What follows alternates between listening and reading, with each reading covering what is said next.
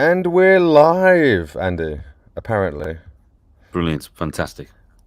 Yo, Very how's everyone good, doing? very good. Woohoo! Very good. Second star survival. Hi, hey, Hiveless brother. Hello. Nice to see you, dude. This is a little bit different. I've been meaning to do this for a while. I wanted to get my friend in real life, Andy J, to come and talk to me because we get into some really good conversations. And Andy well, you're essentially, would you call yourself even a scholar, a Christian scholar? No. But somewhat, let's say a sort of a novice scholar. Anyway, he takes it seriously. He knows the text very well. Well, I don't know. I'm just interested. I find people as well also who are very good, and that's what it is, isn't it? I find experts on really good things, philosophers and stuff like that, and I just agree with them or disagree. Really, I mean, I've got nothing new. I'm just kind of like trying to work my way through the maze of goodness, good truthful thinking as possible, making a mess of it. Basically, I'd say most of my life's really about being wrong about most things, and occasionally right, and then wrong again. Well, see, that gets us straight into things, doesn't it? Because what were we talking about? What is it? The Prometheus? What's the Prometheus? Oh no, what was it? What's that view called that sees that some of Revelations has already taken place? What's that called again? Oh, preterism. Preterism. That's it. Sorry. The historical or the preteristic understanding of, say, like apocalyptic literature. Yeah. Sorry, Michael in the house. Paradox Fossils in the house. Yo, good to see us. That's it. The preterist view. So you've just recently got online with that view, essentially, right? You're there. Yeah. Yeah. I mean, for probably 29 years as a believer in God, I guess you kind of absorb certain ways of looking at things from different areas and who you hang out with and stuff. But what I started to do probably about 7 years ago was I started to think, well, tell you what, I'll start reading this literature that I love and I think is really true. But I'll tell you what, I'll start reading it, trying to read it in context. And so becoming a preterism wasn't as a result of reading preterist literature. It was as a result of other things, like reading it in context, other things in context, thinking about what is the nature of the literature I'm reading. Is it poetry? Is it history? Is it philosophy? Is it wisdom literature? Is it a biography? Is it an eyewitness thing? Is it music? Is it poetry? And you've got to. Is it a letter that I'm looking in on or something? So you've got to treat the literature in its context. And I've found, since I've done that my eyes have come out of the cave, and a lot of things that seemed very cryptic are not so cryptic anymore, and they make a lot of sense.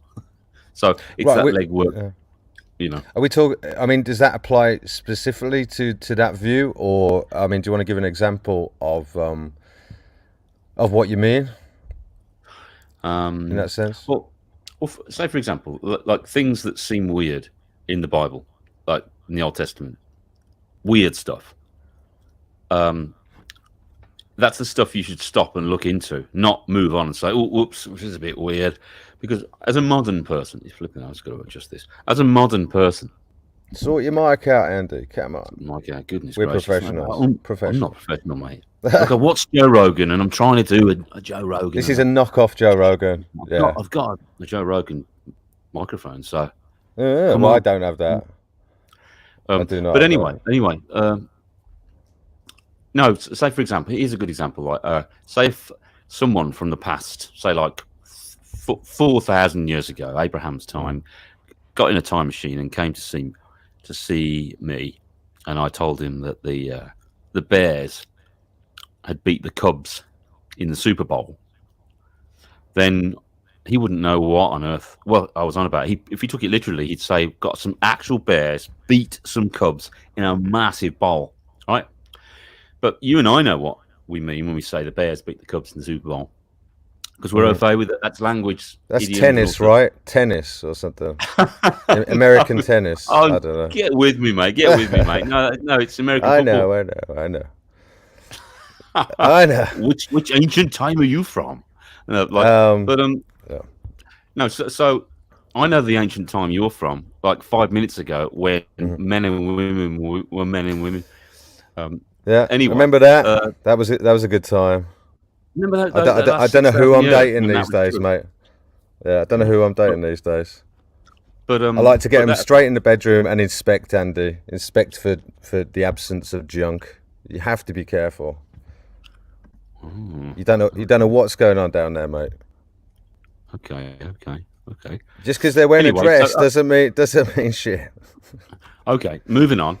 Moving If I on. was to go back to the ancient times and they used an idiom, a term, or so let's say that the weird bit where Zipporah, who is like Moses' wife, one of his wives, has to run to him to get his foreskin just to cover it. It's like a really weird thing, and you think that is so strange. And I would not understand it because I'm a modern person. I'm I'm a with you. guy who's lived. I'm a scientific, thinking Renaissance influenced by. That's who we are. That's the kind of people we are now. Same as in the 40s, a chick having to get dressed behind a dresser or whatever, right? That sort of thing. Okay, so that I wouldn't know on earth what that's about. I'd have to go back to the time, or I can do a little bit of work and read the literature, read other literature from that time to find out how people thought in those times, and then I'll get something out of the text. Right. Otherwise, So I'll it's a get nothing. contextual. I'm with it. So you've got to take the literature as it was written in the context as it was intended for the audience of the time, essentially. That's That it, mate. sort of thing. I mean, that seems a very obvious thing to do, but you'd be surprised how we don't do that. Well, it seems to say that, therefore it must mean that. Jesus is coming on the clouds. That means he must be doing like a monkey thing. He must be coming on some literal clouds, floating. When actually the term "coming in the clouds" is a term used in the Old Testament for God coming in judgment, using some foreign power like Babylon to judge Egypt or something. It He means was something riding different these days. It's a term that means coming in power and judgment. It doesn't mean Okay. God's going to fly. There's the Yod Hey Vav Hey, those tetra whatever the letters of God are going to fly on some clouds down and do something.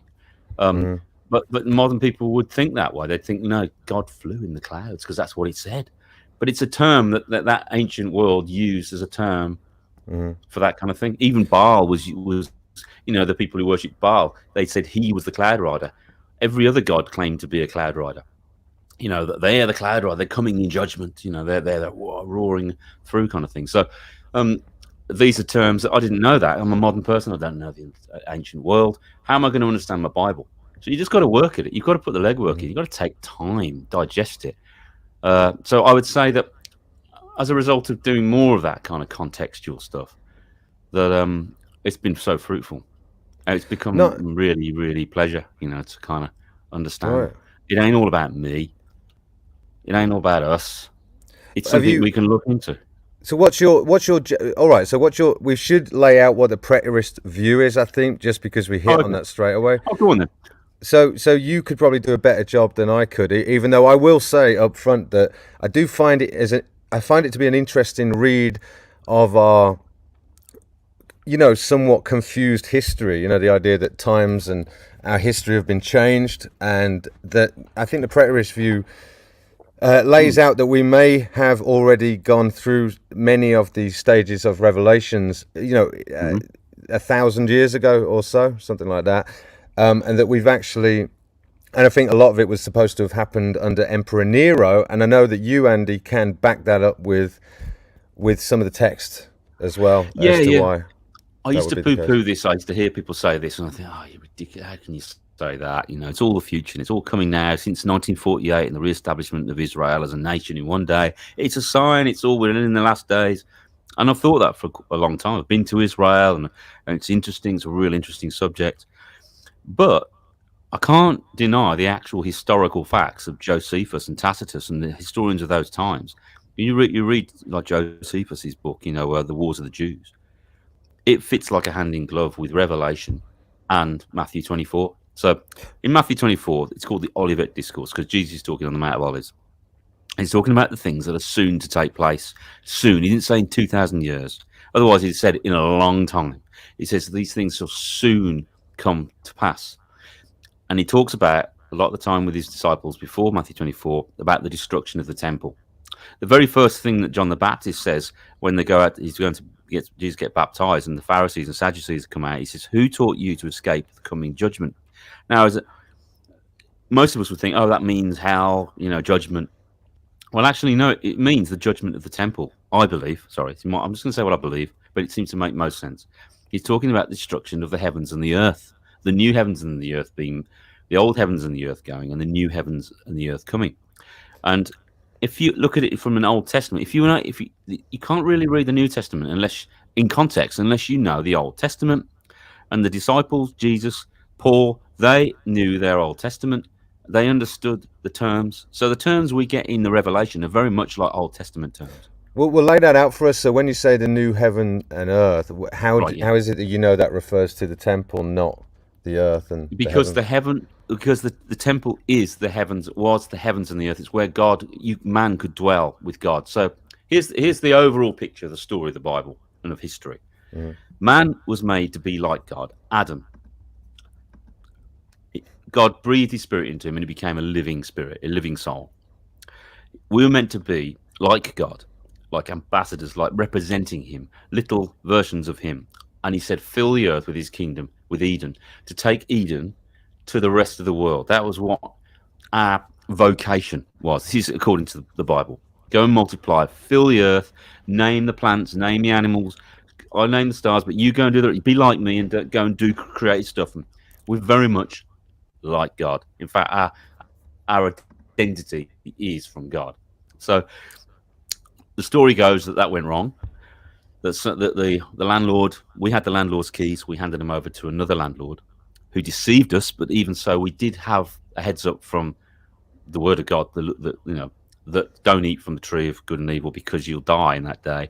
Eat from the tree of life. So to eat from the tree of life was to perfect us, was for us to grow and have eternal life. To do the other way was to kind of think what's right in our own eyes and become our own kind of gods in that sense. But what's, like when a salesman sells you something you've already got, tries to sell you what you've already got, a really good salesman. We already had the status of God, of the divine nature, of being in the family of God. Doesn't mean we were creators, but we were in the family, in the divine council. In the first estate, would you think Eden counts as first estate or not? So the Edenic thing is the meeting of the heavenly realm, the divine council, and the earthly realm. So the idea is that Adam's like a priestly kind of figure with this kind of like, as Jesus is now, but that was lost due to being deceived and going our own way and saying, okay, but as a result of that, we handed the keys over to, other forces, dark forces. But God has always had plan A, and his plan A is to fill the earth with us, using mankind to bring about that. And you can see his plans he tries it with. After that seems to fail with Adam. The next thing is Noah. The next thing is Abraham. The next thing after that, David, Israel, Jacob, all these things. And they kind of all show well and then fail.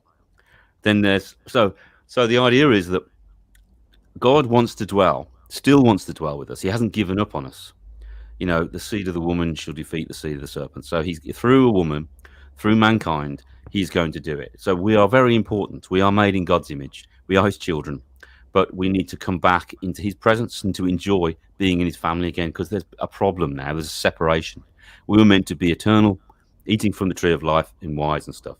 And, we were made for a real purpose. That's what's so exciting. It wasn't some kind of like novel idea of just floating around some kind of bland kind of like garden thing. It was go do stuff. So my understanding is there's only plan A. And so the Bible seems to be the history of this chess game, of this situation. We have free will, of course, where God still wants mankind to do that and image him, because we are in his image. But it seems to always fall short in some way in the end. So Jesus, the seed of the woman, comes and he's faithful to it.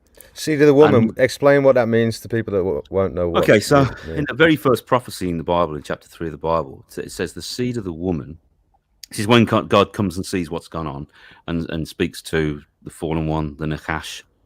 People say the serpent, but I tend to think a better translation is the shining one, Nachash, Nahash. An amazing being, divine being, an archon, and we're deceived by this one that's already fallen for some reason, has left his first estate and wants to be God, wants to be the Most High. Long story. So the fall didn't start with us. It kind of like there was a second fall for humanity, in my opinion. But you also have the acceleration of evil and depravity in Genesis chapter 6, where another bunch of guys leave their first estate. These are watcher angels, watcher beings, divine beings that decide to leave and go it alone. They enter into a covenant to have sex with women and have offspring. And Mount Hermon is meant to be where they came down from. In the Bible it says that, but also the book of Enoch backs this, and other extra biblical literature does as well. So, and even other literature talking about Titans and Egyptian stuff and Greek stuff. You're still answering the question about the seed of the woman? So the seed of the woman right is going to overcome the seed of the serpent. So it's mysterious, this thing. The seed of the serpent would be whatever it is, the offspring. Lineage of Cain, essentially. No, I don't think. No? I don't think. You think of the Nephilim? Then what do you mean? I'm thinking of the Nephilim and things like those things. And quickly, for anyone who doesn't know about the Nephilim, what are we talking about there? We're talking about fallen angels, archons that have come to Earth to mate with humans, essentially. It's a very strange bit in the Bible that most people skim over because it's just too weird, even though I don't understand that, because there's nothing more weirder than a guy coming back from dead. It's the best bit. It's the best bit, mate. Being a virgin, a virgin born. Shagging aliens. So the idea is, your ancient alien stuff, they cover this kind of stuff. But I think I would just tweak what they say and say that they're extra dimensional beings rather than extraterrestrial beings. Well, do we agree on that? By the way, to do with the terra firma not being as NASA puts it, as NASA states. I don't know about that. I just don't know anything. You just don't know yet. All right. I don't know anything about how to get spherical Earth. I don't know how to get a flat one. I just know nothing about it. Just checking. I can't comment. Just checking. Well, me and Andy. I haven't really laid this out very well. Let me just take a minute and just lay out who Andy is to me. So, Andy is a good friend. We did meet at some truther meetings. Remember I mentioned those? Chat. I mentioned that I used to go to some truther meets. Well, Andy was there, and Andy used to take me there, and we get into all sorts of good conversations, and it always gets super deep. And it's always interesting because Andy's coming from essentially a Christian perspective, and of course I've put Buddhist versus Christian, although I will state that I'm not strictly Buddhist. I wouldn't say that I am. I'd say that I don't, but certainly Eastern Vedic, and very influenced by the Buddhist view, and I would agree with lots of what's laid out in the sort of Buddhist approach and stuff. So, it's just interesting seeing the difference between the sort of Eastern versus that particular Abrahamic tradition, getting into the debates, because Andy is a very good faith dude who genuinely wants to find truth. He's not a zealot. I have met those, and the conversation doesn't go very well. I mean, it literally could get into a fight or something like that. It's crazy. But no, me and Andy are in a good spirit, always get into some deep stuff, and I like to always challenge him, about the prospect of, is it possible? And I want to get onto this later on, but how possible does he think it might be to find God without going through Jesus? These sorts of concepts, but we'll get to that later. I don't want to get there too soon. Oh, look, we've got Sophia in the house, by the way. Hello, Active Shooter. Hello, Black Stepdad. Who else we got? Sophia's in. Oh, really, Shooter? Yeah, I haven't actually done my research yet. And Black Stepdad says, I just want to know the truth, even if it's uncomfortable. Well, hopefully we'll wrestle it out a bit later. But for now, I just wanted to hear I just want you to hear it from Andy, what his views are and his convictions and the way he lays it out, because I think he does a very good job of it. But yeah, so where were we? So we were talking about the seed of the woman. Okay, so the seed of the woman. Oh, no, we did the seed of the woman. We were getting into the Nephilim. Sorry, we're getting to the Nephilim. Okay, I mean, that's a bit far on from it. If you go back to the original thing, the seed of the woman is going to be the answer, but will be the seed of the woman will have its heel bruised but will crush the head of the seed of the serpent. So this is a very strange kind of prophecy. What's this all about, kind of thing? And I'm sure that maybe Eve probably even thought that her son was going to be that, Cain was going to be this Messiah figure or something. Turned out it wasn't. It's the first murderer. But there's always this hope that there would be. No, it's Point Fire just said we wear tinfoil hats at our meetings. Indeed, Point Fire, we do. Oh, I forgot to put it on actually. Oh, damn. No. The thing is. Mm-hmm. So that's quite a big, interesting prophecy. But the Bible's very weird. It's like a lot of these things are veiled. I mean, it's not like here's the exact thing. It's like a mosaic. A mosaic makes a big picture. A lot of these things, like you just have to kind of look at the big. It's like a kind of cosmic chess match in a way, almost. So then, Genesis 6, moving on from Genesis 3, some really bad stuff happens where there's these entities that seek to. Well, they don't seek to. They just do it. They have sex with women and have offspring that are called men of renown, giants. These are called the Nephilim. Oh. And in those days, there were giants in the land, and there was violence in the land. So this explains the flood. There was, it was just hell, And I always used to wonder what a demon was, What did God make demons? And why did he make demons, We didn't make them. So that's my understanding, is that these are offspring of a halfling between a human and an angel or a divine being. I think Tolkien did a good job of this with the Lord of the Rings, with the Orcai, It's a half, what is it, half elf, half dwarf, or something, and an offspring. This never should have existed.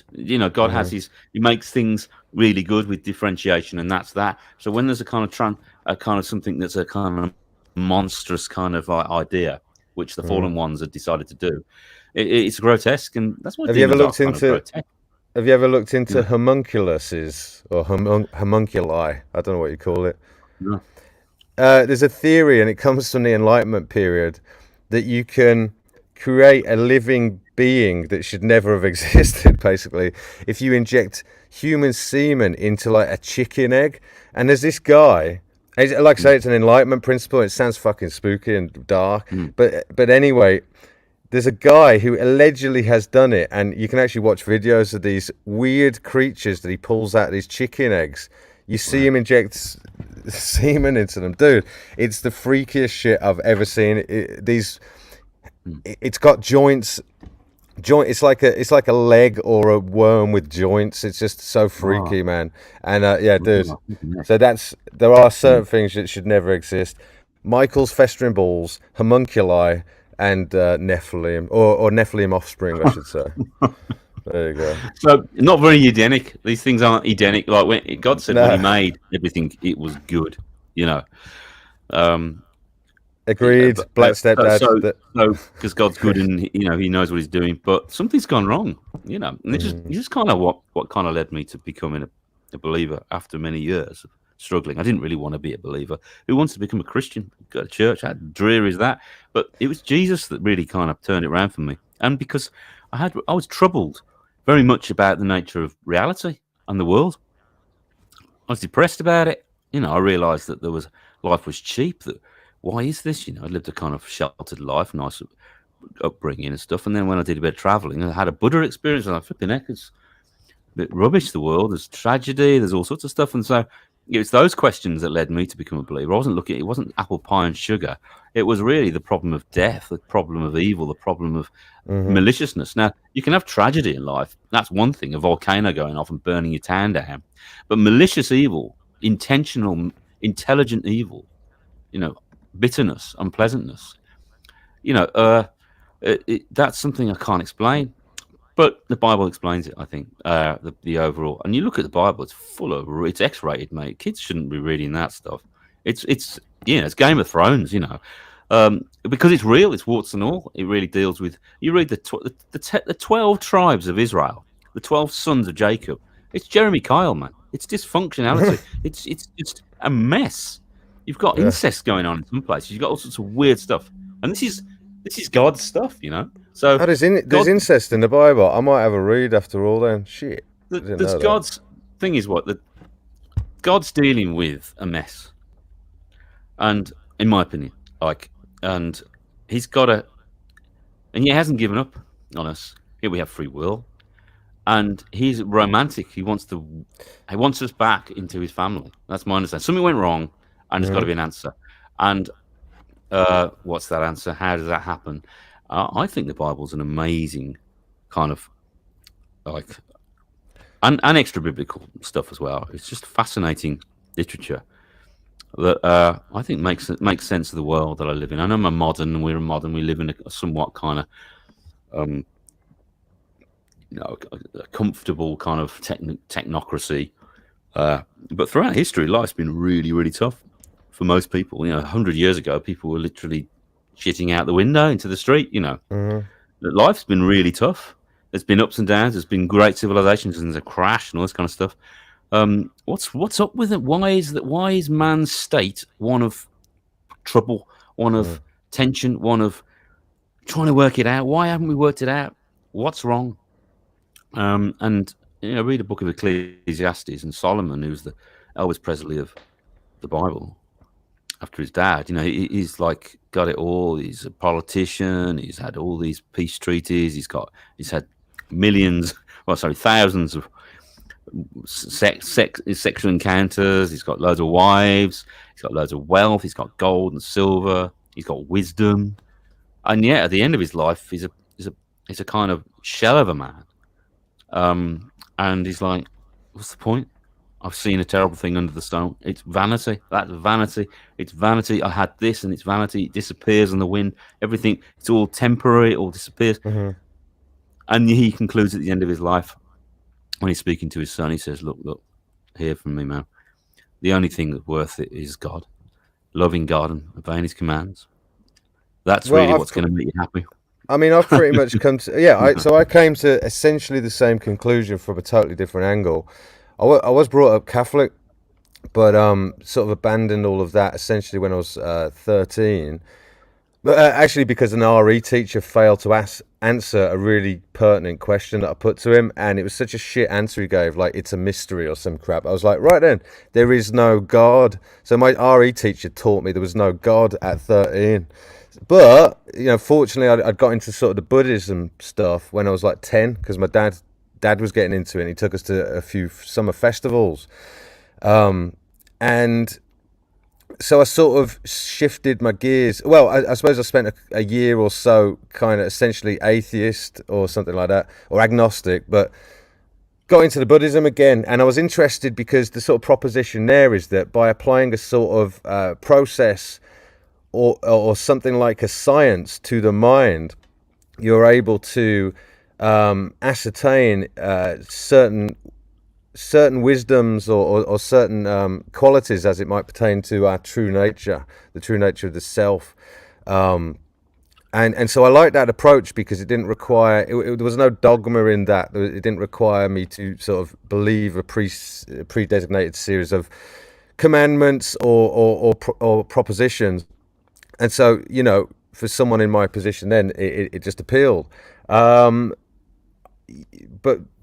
essentially, even though I'd sort of put the work in there trying to get to the bottom of that view, I'd not only got into that, I remember I became a Hare Krishna when I was like in my early 20s as well, because there was something that Buddhism failed to answer for me at that time.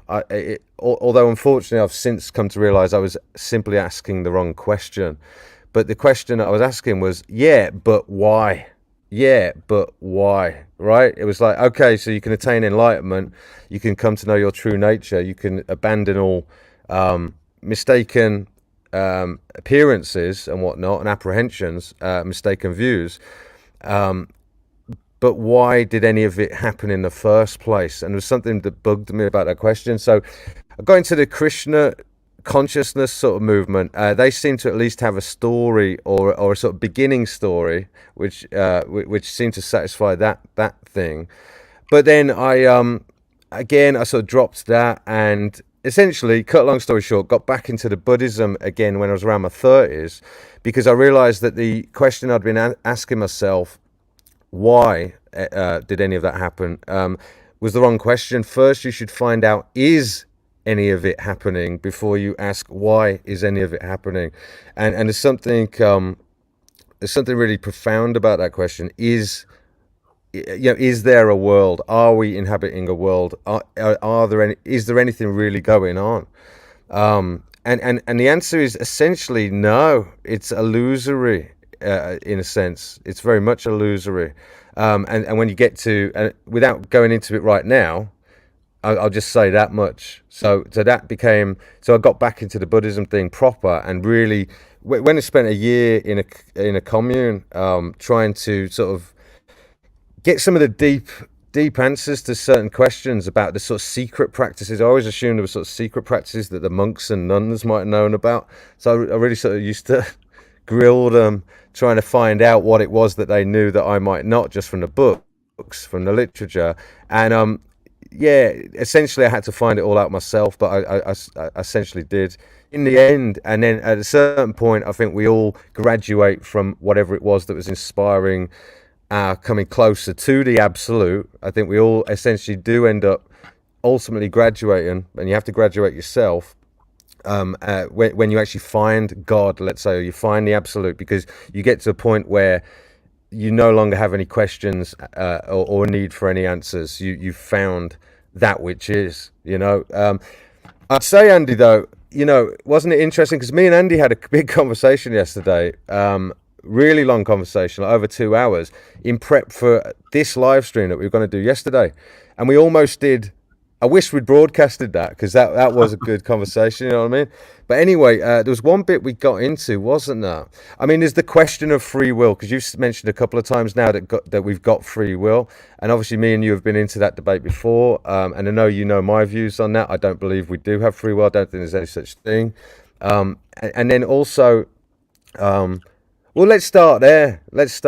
So what is your view on that? Because the way I see it, my view very quickly is that you essentially have, there is no sort of willful creation story that I'm aware of. My best sort of insights have led me to believe that you've got the absolute, that which is, that which merely abides tranquilly, essentially consciousness itself undiluted. And from there, spontaneously, of course, it must have been spontaneous, because or the world is infinite, either way, which is equally profound. But the why would it have to be spontaneous? Because if consciousness merely abides, then there would be no mind or need or want or desire to then create. So it seems to me that from consciousness spontaneously arose mind, and from mind it began to explore theoretical possibilities, as it might pertain to the exploration of theoretical form, theoretical time, etc., which seems then to have given rise to this essentially a simulation that we call the world. And so in that equation, from in my view, there's no one to blame, number one. So there's actually no one to blame there. I know I had that discussion with LOP recently, talking about hating God, and I've had a moment where I felt that way as well.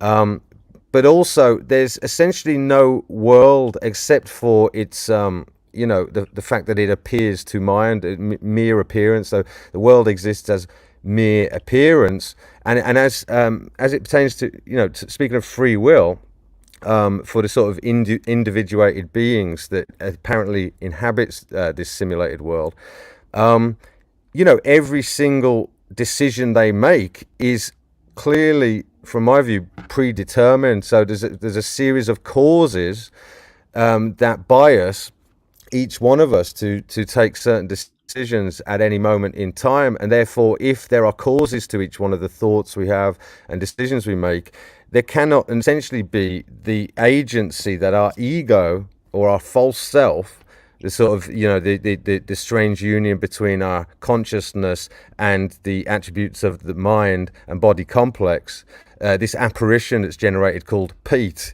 or Andy, this idea of agency that ego seems to cling on to, likes to think of itself as the doer of works, and also likes to take credit for its works, and also likes to judge others and blame others for their works. that whole complex, for me, that's my explanation, Andy. You were saying that you think the Bible explains where hate or evil comes from. I think what I've just laid out explains perfectly well where delusion or ignorance comes from, and essentially evil or whatnot, or us playing God, or whatever you want to say, So that's my view. Well, I think I disagree with you about the fact that we don't exist, or we're not persons. There's an illusion. I do agree with you that we're changing, and that you can't really nail down who you are. Okay. Because that's an ever-changing thing. I think, a tree grows. It's never just the tree as it is. It's also growing, nourishing itself. I think we're like trees. I think if I take the narrative, the story of the very first, Genesis, there was a suggestion, well, to eat from the tree of life. Obviously, there's the two trees. There's the one of independence, and there's the one of dependence or trust, and feeding. So my understanding is that mankind was perfect, but not perfected. So there's stuff to go and do to grow. Like a baby is born and it's like perfect, but it's got to grow and be perfected. So I see that in life that makes sense. There are choices that personally, I can make good choices that are wise choices, and I can make dumb choices which are not life affirming. They could be bitter. They could be, like unpleasant, malicious choices. I've done that. So I sometimes will eat from the tree of life, make wise decisions, and eat from the tree of my own, what I think's best. From a hellish perspective rather than a heavenward. So, I've seen the devastation that a human being can do to a family. Well, I don't dispute the sort of relative power that a human has, in a sense. So the way I see the proper utilization of the human avatar or whatever is as a bridge to others or other beings. So whatever we essentially are. Now, this would be interesting. I do not conceive of myself as human primarily. In fact, shifting my identity to be rooted in the observing principle. So to root my sense of identity in the observer of even mind, so that which observes quietly all else, instead of this sort of mind-body complex, the ego, for me was like liberation. For me, that was liberation. To everyone else, nothing changed. To everyone else, they see Pete. They see the apparition called Pete, and it's still a useful. If I say tool, active shooter's gonna fucking drill me on that shit. But anyway, I'm a useful tool, active shooter. That's right. Okay, I'm just thinking of like Tolkien with Lord of the Rings, and you've got mankind to become the unman. So I think a man that becomes virtueless, or takes things that route, becomes less human. I think that we are potentially great divine beings, or unhuman. We can become unhuman. We can look human, but we can become unhuman in our behaviour, in our choices, morally. Well, hang on. I've almost got to rest you on that one. I do apologise for butting in, but like, become less what we should be. Well, what I'm describing is, look, man proper, when constituted in his divinity, is what I've just described to you, and what it requires is a shift in the identity, with not rooting it in the sort of body, because we are not the body. That is temporary. It's to realize that you are the observer of your human experience. Actually, you are not flesh and blood. What you really are is spirit. Let's say, I'm talking in Christian terms here in a sense, but I wouldn't describe it as spirit. But it's essentially, you know what I mean when I say that. We are essentially spirit, and a man properly constituted, so a real human man, one who has graduated to actually be able to call themselves human from your perspective, Andy, because I know how you mean it. You mean how Adam was supposed to be properly constituted, that sort of thing. We're meant to be like God. And right, well, that's what I'm saying. Well, God, yeah, but God, Well, God is not.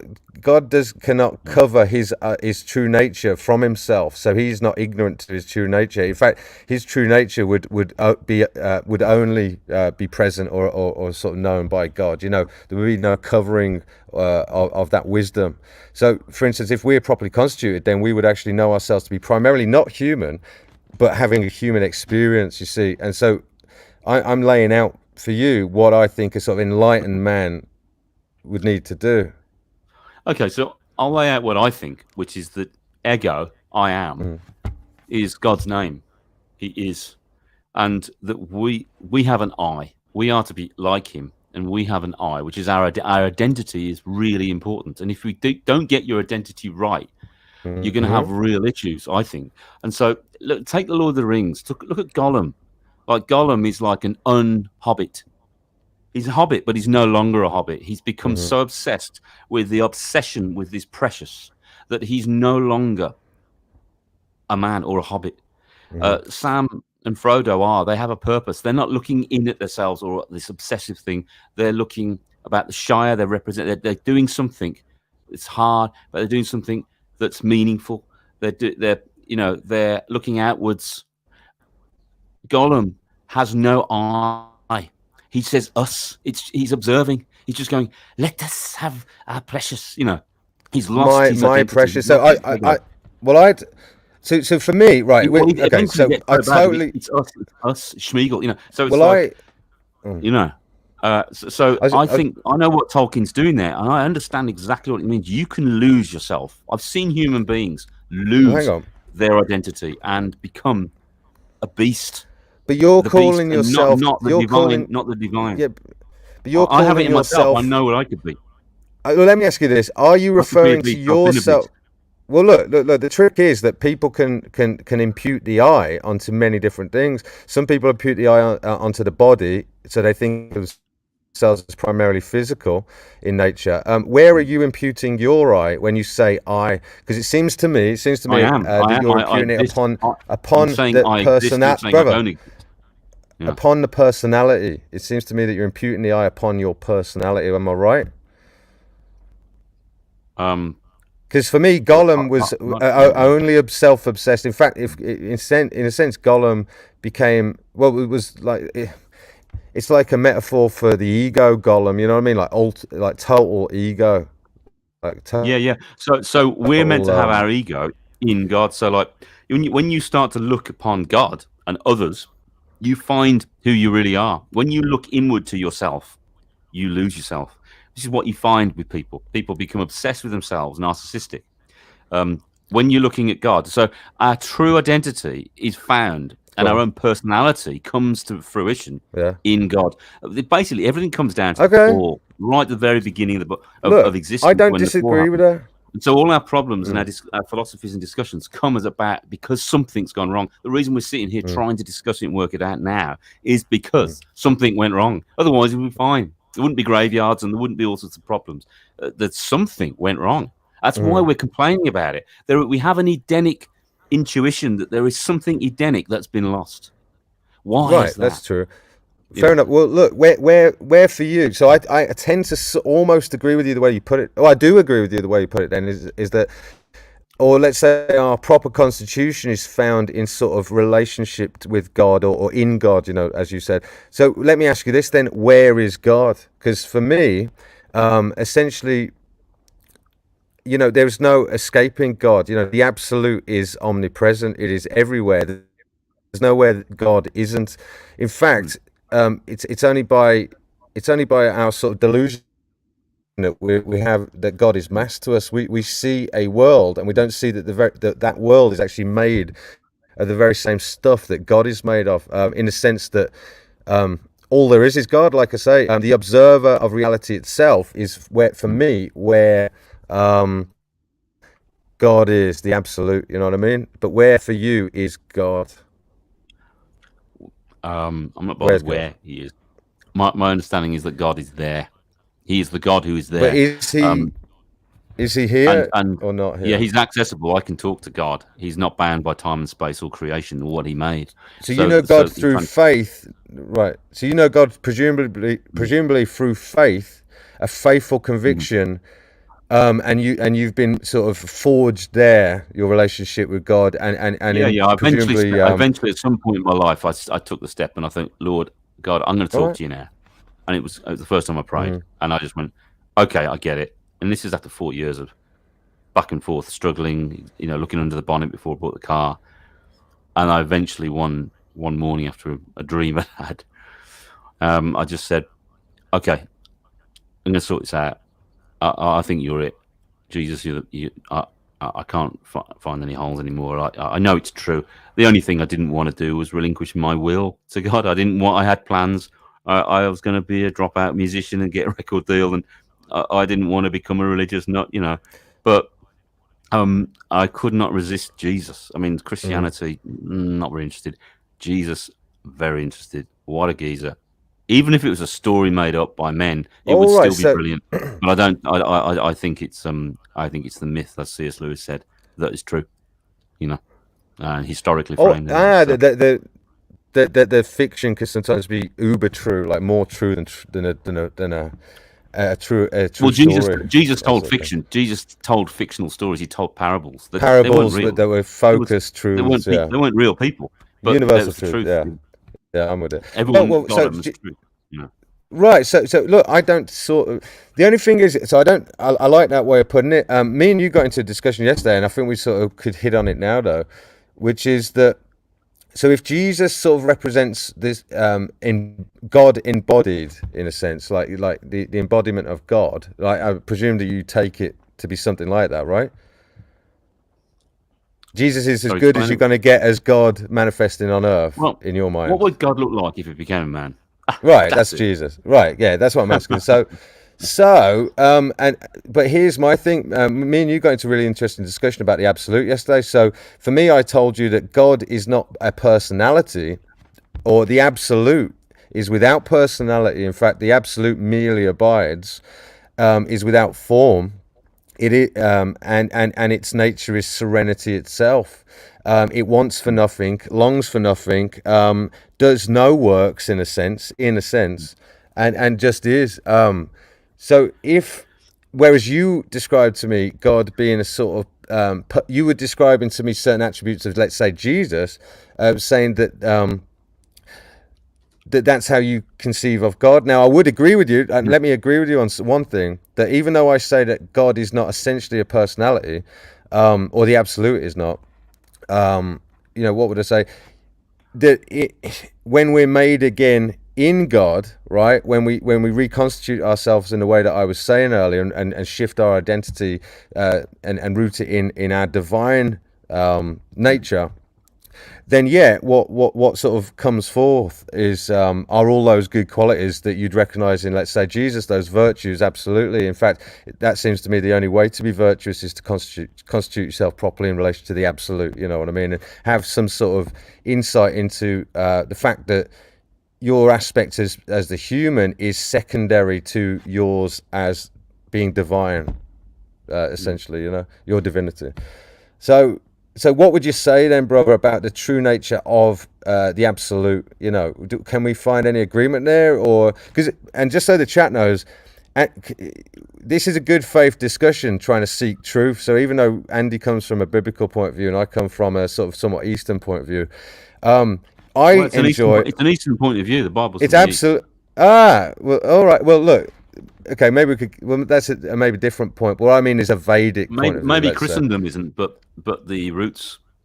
Yeah. Well, all right. Well, I'd say that we don't know what happened to Jesus in his lost years. That's another discussion. But I mean Vedic, essentially, sort of the root text that gave rise to sort of Hinduism and Sikhism and Buddhism and all these sorts of things.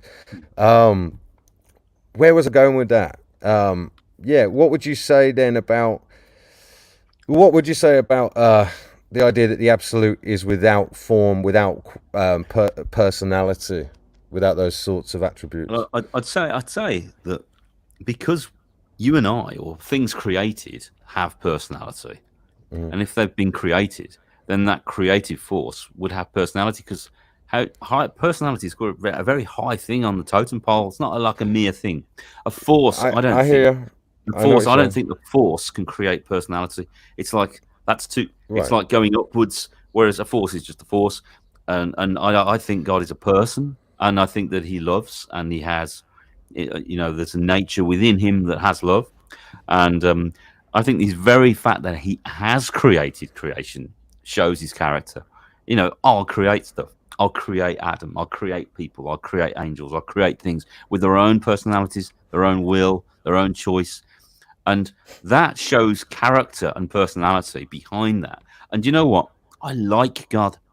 Like I can't like just an absolute it. It's not likable. There's nothing to like. It's just is what it is. But I like God. I like his. I read the Bible. I like his sense of humor. I like all the aspects of his character. I who likes God. Who are you referring to when you say I? I as a creature, I look beauty. I like beauty. Do you conceive of yourself as a creature primarily, or do you see yourself as spirit primarily? I'm a creature, a spiritual creature in a body. So you see something like a union between spirit and our biology. Little lower than the angels. Man was made a little lower than the angels, a little different. He's like an angel, but he's physical. Well, look, he lives in this physical realm. I know what you're pretty like. Cool. Like I'll say this. It's great. It's like pretty good. Right. Well, right, but in a way, this kind of stuff. They hate this. It's you can't enjoy yourself. Look, the problem. Physicality is evil, and the spirit is good. God said it was good when He made stuff. The Gnostics don't like that. They become the Stoics, or you can't enjoy yourself. It's Catholicism and all that stuff. It's like you can't enjoy yourself. You've got to be spiritual. No, spirituality, the Hebrew understanding of spirituality is very earthy. Look, dude, let me get a word in. It's Eden, So, you just poo-pooed the idea of the absolute, the way I describe it as being... Well, I've never heard the term absolute. I've never heard this term of the absolute. It's a new wording for me. I've never heard that it being... Well, the absolute would describe the whole. I still don't even know what you mean by that. I know what about the creator. What it means is well, look, before the creator, you'd have to have the whole, because you can't just have a sort of you can't have differentiation without it being part of something larger or complete already. If there's not already if there's not already an ultimate truth, something that's there, something with quality, something that is, then you can't suddenly have personality or let's say differentiation or the dual, because what you're doing is you're using the dualistic mind, the human mind, to and you're imputing concepts that exist only in the sort of duality. You're imputing that onto what you're calling God and assuming that you're anthropomorphizing the absolute and turning it into a person, which I think is a horrible mistake. When I describe the absolute, the whole, the complete, that which is, it's to realize that the dissection of that is only ever illusory. Like if you think about it, the first dimension would necessarily already have a quality. It would be that which abides, that which is eternal. And for instance, you can't that which is eternal could not have form, for it was never created and cannot be destroyed. So whatever it is essentially must be formless, has the unique ability to perceive, like consciousness itself, something like that, or pure awareness, undiluted awareness. And therefore, you could argue, Andy, from that point, yes, you could argue that the personality of God or the mind of God arose spontaneously. Who knows? I've proposed that it might be spontaneous. And then that mind, that universal mind or the mind of God or the personality of God may then have created. But first you must have that which it abides in, that which it is, which I'm describing. So to poo-poo the qualities of the absolute seems like a horrible... In fact, if ever... I might propose that that's the ultimate blaspheming, brother, actually. No. And I know, because it is... Sorry. Absolute. Yeah. The true nature of God is serenity itself. It's the heavenly state, man. It is. What does that mean? What does that mean? What does that mean, serenity? You can't use your human mind for this one, brother. What you're going to have to do is drop all concepts that you've been using so far to navigate the world and start to look at the structure of being again, because you're going to have to realize that you are not the form that appears to mind through the senses, that you are not that you are not the mind or its contents. You are nothing physical. You are the awareness of mind. You are the perceiver or the observer of mind. And until you see yourself the right way up, until you see how the world is appearing to your mind in the moment, because all there is now, the eternal being abides. You are the witness of the now. You are the witness of reality. Reality is secondary to you.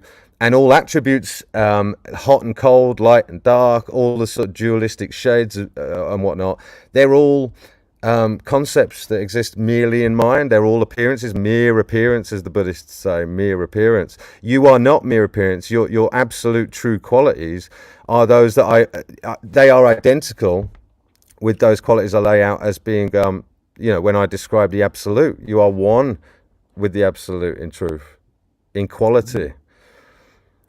You're one. It doesn't really rock my boat. That well, no, it doesn't. I like to get to know someone, and I like to have friendship. I like to have a relationship. It doesn't really rock my boat. Even if the absolute, if it turns out I'm wrong, and the absolute is what you're saying, and it's not Yahweh, it's not this Creator God. Right. It doesn't really rock my boat, to be honest with you. Well, yeah, but if in the search for truth, you better be willing that the truth might not rock your boat. Yeah, it might be the truth. What you're saying might be the truth. Yeah. Well, look, you said to me yesterday, and I thought it was very sweet. You said, "Look, I enjoy stories. I like, and that's what moves your heart towards, coming in resonance with the sort of, the virtues that you find by developing a relationship with what you understand or have faith is God. That sort of thing. So I'm not saying there's no virtue to be gotten there. I'm not saying you're not born again. I do believe you are, brother. I do believe that you've got a brand new heart, and I would say though that. Herein lies, everybody in the chat that's watching, this is the difference between those that have a distortion or a preference towards Christianity and those that have a sort of distortion or a preference towards finding truth through a process, right? Finding truth through a process of negation. Negating that which I am not in order to arrive at something with conviction that I can call myself. You know what I mean? What am I really? You have to drop everything you've been thinking yourself to be, the personality, your ideas, your desires, your preferences, and your preferences for personality. You're not that. You have to drop it. You have to drop it and come back to what you are. That's what I say. That's what the Buddhists say. What do you make of beauty? What do you make of beauty? Beauty is a partial manifestation of the absolute, and there's some sort of recognition, whether it's to do with geometry or sound or whatnot, or symmetry. There's some sort of recognition in, I see beauty as a sort of manifestation of the witnesses or the witness of that beauty, a manifestation of their own beauty. So it's almost like having a mirror put in front of the witness, the observer, and the observer catching a partial glimpse into its own beauty. That's how I see it. Because the beauty does not exist from its own side. The observer has everything to do with beauty, doesn't it? Yeah, I agree with that. I think you got a good point. So, like the gazelle going across the prairie has no concept that I'm really beautiful. I've got a lovely, beautiful, but the observer goes, "That's beautiful." Do you know what I mean? Right. Yeah, I look at it, no, sure. Oh, look at the grace, but it's just running. The gazelle may or may not know that it's sexy, a sexy beast, but you are right. Yeah, but go on. Funny, isn't it? Beauty, isn't it? It is funny. It is something that I don't think science can really. I think science is completely out of the ballpark when it's talking about concepts like beauty and truth and love. And I think you can't weigh that stuff, right? I think, from my perspective, until science tackles with the problem of what is consciousness in a serious way, and when I say in a serious way, they have to. The only way to find out what are the qualities of consciousness is for a conscious observer to actually to study themselves with the scientific method applied to themselves. You can't do it in a laboratory. It is a recreatable experiment, though. But you have to have someone that is a conscious being to conduct that experiment on themselves. And I'm essentially the product of that, brother. And I've gone in seeing what I am and what I'm not. I've seen what I am by seeing what I'm not, and I've seen what's left. And what's left is that quiet witness that's been with me throughout my life, never changed, never moved. It's what enables experience, that which enables experience, that which is the foundation, the bedrock. That is the I am. That is the absolute right there. So, do you believe there's a cause of all things then? We're in the as it pertains to the phenomenal world and the world of continuums and cause and effect. Yes, there's cause and effect. There's only events unfolding, changing, evolving. But as it pertains to the absolute, nothing about the absolute ever changes. In fact, if it did or could, it would not be the absolute. Okay. Yeah. And it wouldn't be worth finding if it changed either, because we're looking for ultimate. No, I mean, truth. it's interesting you say that, because it does say in the scripture somewhere that God doesn't change. He changes not, kind of thing. That's why you can actually pin your, you put your hat on him, because you can actually trust. It's like you say, if God was evolving and changing his mood and changing his character, then you'd be thinking, well, I can't really. Who is this? Will a real God please turn up? All the schizophrenic one.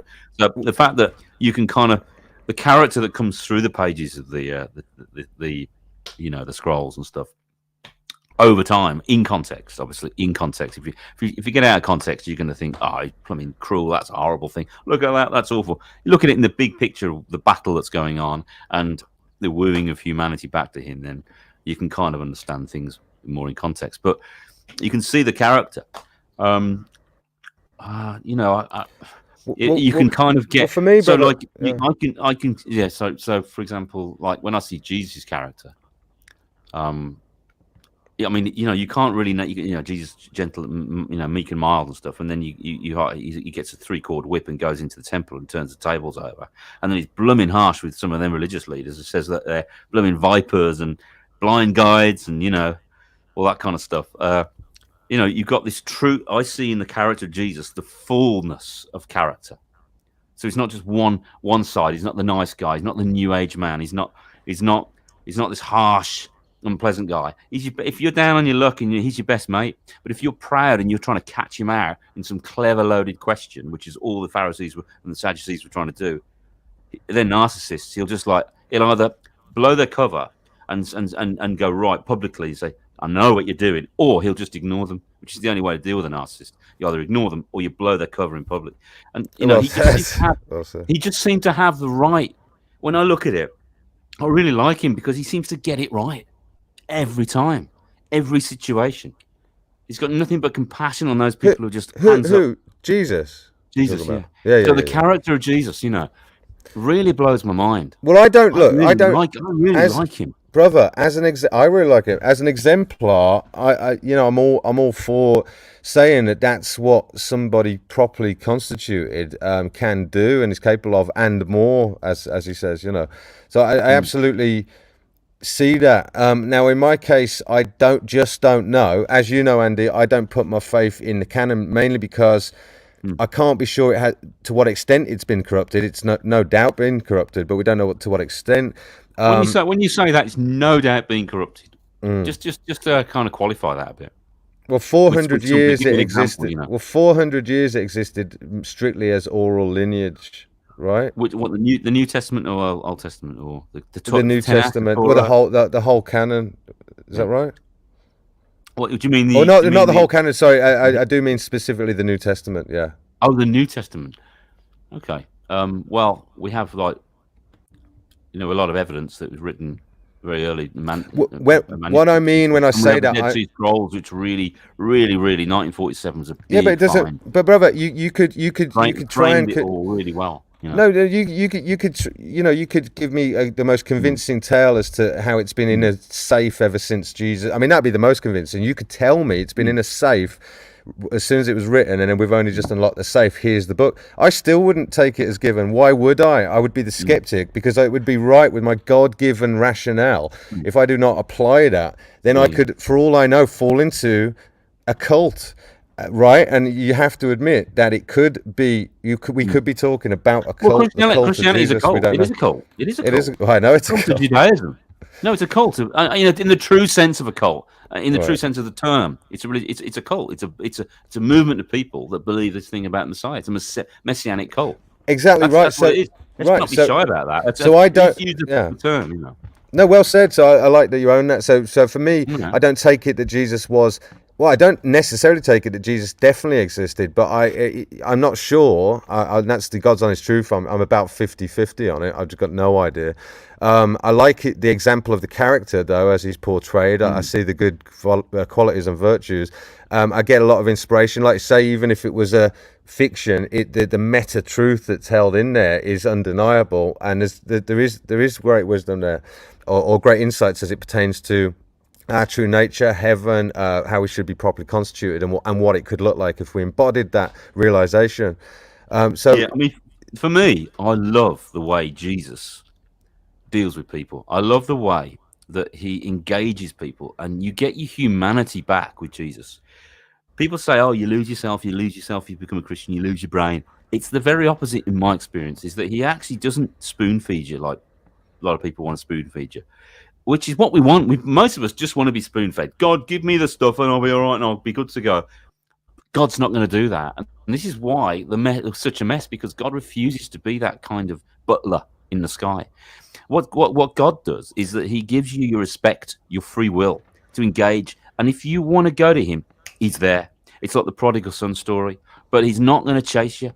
He loves you and he wants you, but he has given you your independent, your autonomy. And what I noticed when Jesus engages people, even when he heals people in the Gospels, he says, "What do you want me to do for you?" Now it's obvious. The guy blooming crippled from birth. But he says to the bloke, "What do you want? You play a part in this. What do you want?" "Well, I want to be healed." "Okay." But, he says, if someone asks you for your shirt, you give them your coat. And if that's go an extra mile. It's like he's making you a human. Have He's me trusting trousers too, mate. He's trusting you to be what he wanted Adam to be, which is like, you go and do stuff. Go and name things. Don't ask me. I'm trusting you. And this is what I think we miss with a lot of Christianity. It's like, God, do everything for me. I'm nothing, right? Well, no, brother, he gives you back your autonomy, but a relationship. Okay, let me respond, because you say, okay. So, Yeah. isn't it now? Yesterday, you just hit on again that we have free will to come back to. So, number one, let me just put that to one side, and then you also said, from a biblical point of view, how we can see that God remains aloof from worldly affairs in a sense. You have to approach it. Now, do you remember I said to you yesterday that the absolute is aloof? I've got a different explanation as to what's going on there. It's that when it comes to the world of form, mind, phenomena, the dual, then you require.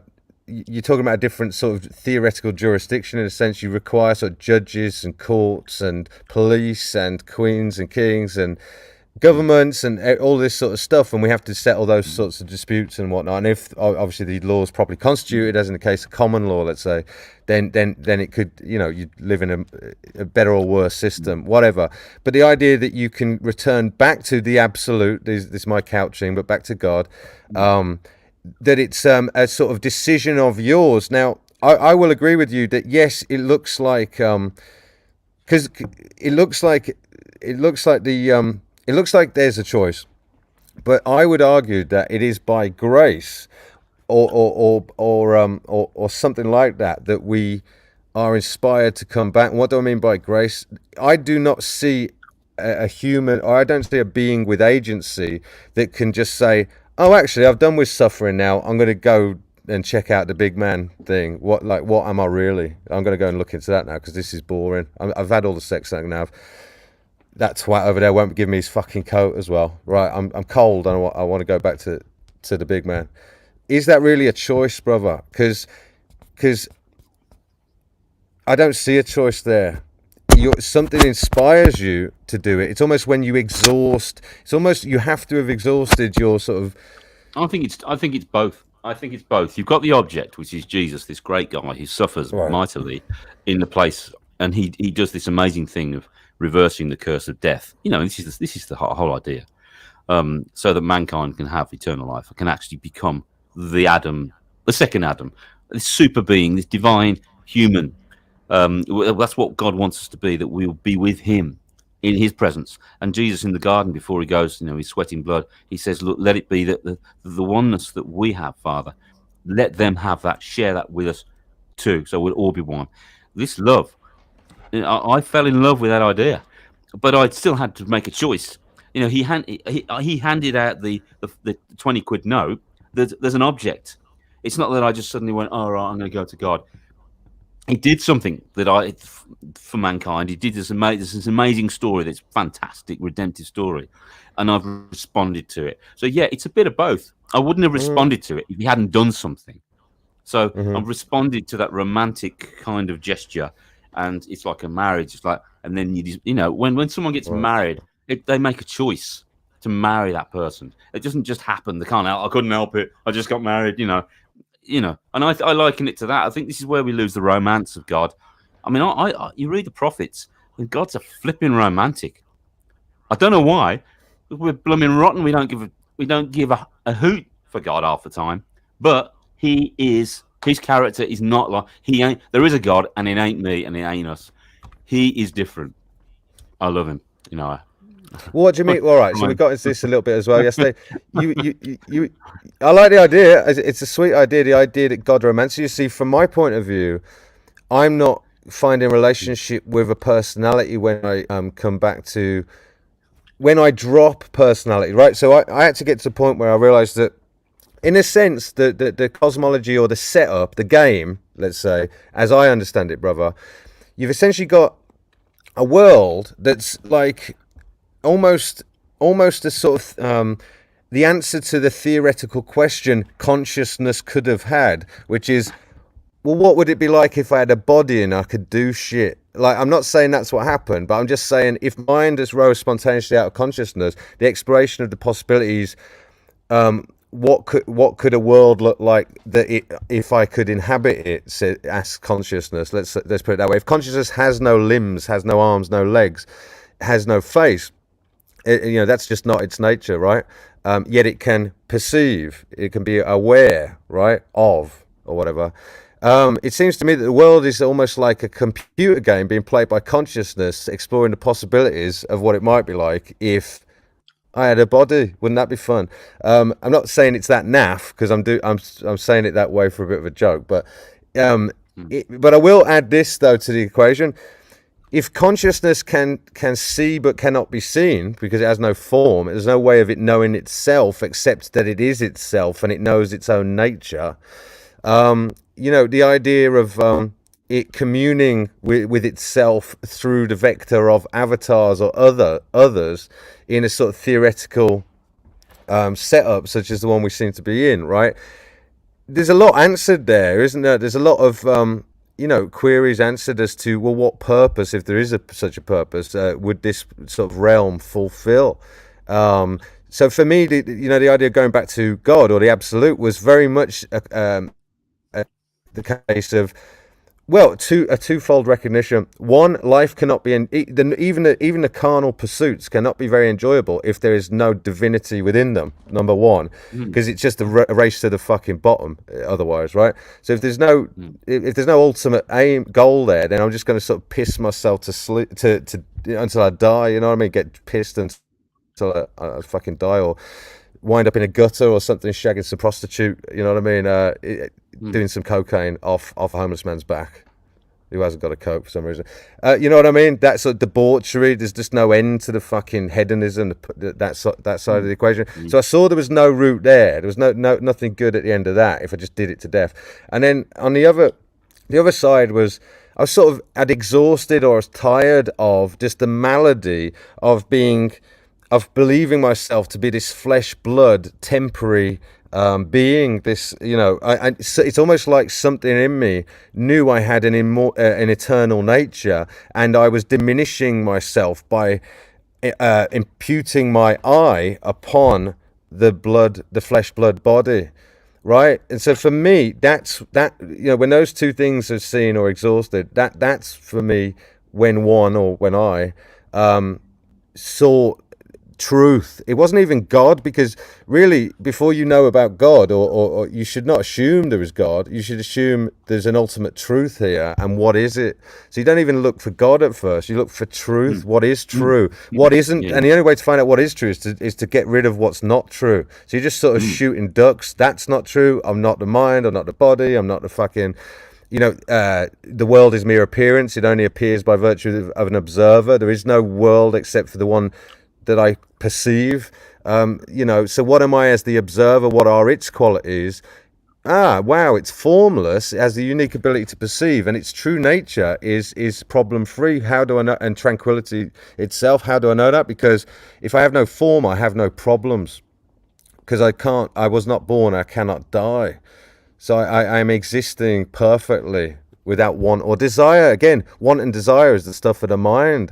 If I have no mind, right? If what I truly am has no mind, no face, no arms, no legs, no fucking bollocks, then I'm just tranquility itself, right? That is our divine nature. It is that state. It is that state, that causeless state. You see, so that's my perspective on it, and that's why one would seek truth. You might find God there, or you might not. Now, what I say is the absolute is what I think people are referring to when they say God, or mind, the universal mind, perhaps, that gave rise to, that explored the possibilities. I think that I said to you that could even explain the motif for the fallen angel, like Lucifer. The mind of God is not God. The idea that if mind arose spontaneously from consciousness, then you could argue that something left the first estate and sought knowledge, and you could say that's universal mind, that which the ones and zeros for this simulation may exist on, and that may have been the cause for this sort of realm. I know. I mean, I don't connect the searching for knowledge as associated with leaving the first estate. Leaving the first estate seems to be by beings that already know everything. Like, they're not looking for normal knowledge. They have the knowledge, but they decide to step away from their position. That's how how I think of evil. I don't think evil was created. I think evil is a step away from the good, the level, the plumb line, the truth. So you go straight off from it's a falling away. That's why the fall is called the fall, because it's falling away. It's not like creating a new thing. I tend to think that many evils come from that one single evil, which is to step away from life, from the source of life. Well, I agree with that. Spring. So from a Buddhist perspective, just to agree with you, sorry, the tree of life is a symbol for that. Well, what I'd say is that I want to agree with you from a Buddhist perspective then, and say that the root of ignorance, or therefore evil, because no evil is done outside of the ignorance to commit it, let's say, because if you really knew what you were doing, you would not do it, right? But the point is that the idea that evil or ignorance is the stepping outside of that which is true, or that which is life itself, the source of life. For me, it would be that would look like, from a Buddhist point of view, the misidentifying, the imputing of the I, not on that which is the proper thing, the observer, right? And its qualities. It's to impute the I upon the person, or the personality, and the body, the flesh body. All the sins in the world, all the narcissists and the big egos and stuff and whatnot are those that seem to do that as well. They seem to be wrapped up in their sense of I am me, I am this, fuck you, you're shit, I'm brilliant. But the root of a narcissist is the very opposite. The reason they're like that is because they cannot face themselves, they cannot criticize themselves, they cannot admit where there's any fault in them. The average person who's not like, well, look, we're all narcissistic as kids. It's a default setting to be a narcissist as a kid, particularly a teenager. But we're meant to grow out of narcissism. We're meant to become independent, meant to take responsibility and be, whatever you call it, autonomy. But a narcissist is trying to defer that and say, no, I can't go there. And it can be to do with trauma. It can be to do with, many things. There's many things that can help encourage people to stay in that childlike state, which is the narcissist state. We're meant to grow and mature and become adults, which is kind of like what God wanted us to do, to grow and to become fully formed And I think that God really wants us to be the people that He sees us being. And I think once you realise that's the gospel, Look, that Jesus I came agree to with help that. you, yeah, to help you Right. to be the person Sorry, that carry you're on. going to No, carry on. grow Sorry. into, yeah, to be. And then once you realise that and think, I want that, that's when sparks fly. That's when you can start to change. But if you have the wrong identity about yourself, oh, I'm a rubbish, or I'm a narcissist, or I'm a brilliant. If you get these either one way or the other, get Right. that balance. You don't find that sweet spot which Right. Jesus wants you to have. You get mangled bodies. You get a mess. Well, yeah. Let's You put it see this that. I way: see that too. if I identify myself as being the body or the mind-body complex, even the combination of the two, because most people conceive of themselves as something in between, an amalgamation, right? So let's say the mind-body complex. If I take myself to be that, and then I, develop a vanity about that, and I think I'm awesome and amazing and brilliant, and I take credits for my own works, and whatnot, or but then on the other side of that equation, you get people that hate themselves, thinking Mm-hmm. themselves to be the mind body complex. They don't like what they produce. They don't think they're any good. It's It's a the lie. same. That's the lie from the liar. The people of It's the lie. they're They both listen to right. Satan that hates Well, humanity, we'll and he say yeah, wants to. but The fallen ultimately, angels, the but dark here's forces, hate humanity, and they brother. want you Here, to hate yourself. You know, my God doesn't want story. that. Well, I don't get too convoluted about it. I'd say that to sin is to misidentify, is to make that mistake, to Yeah, misidentify to yourself. fall short. Yeah, to fall short. Yeah, Primarily though, to miss the mark. but to miss the mark. What's the ultimate missing of the mark is to mistake yourself to be something you're not.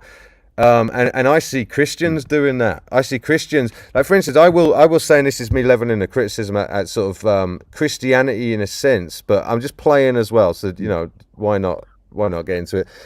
Like I see the Christian view as there being a major escape hatch for the ego. Like I haven't seldom met a Christian that has realized anything about their true nature, that is not still ultimately imputing their sense of self upon the mind body complex or personality. They've not gained any true sort of insight into their true qualities as the divine or spirit or something like that. Now, but Christianity is far better than a lot, because there does seem to be genuine virtue there. There does seem to be genuine faith there, and whatnot. You know what I mean? So it's not the it's a good cult. It seems to be a beneficial cult to some degree. But yeah, brother, I'll say that if you're not seeing that the cause of sin or evil or all the darkness and ignorance in the world is not something to do with the misidentification of the sort of observer with the flesh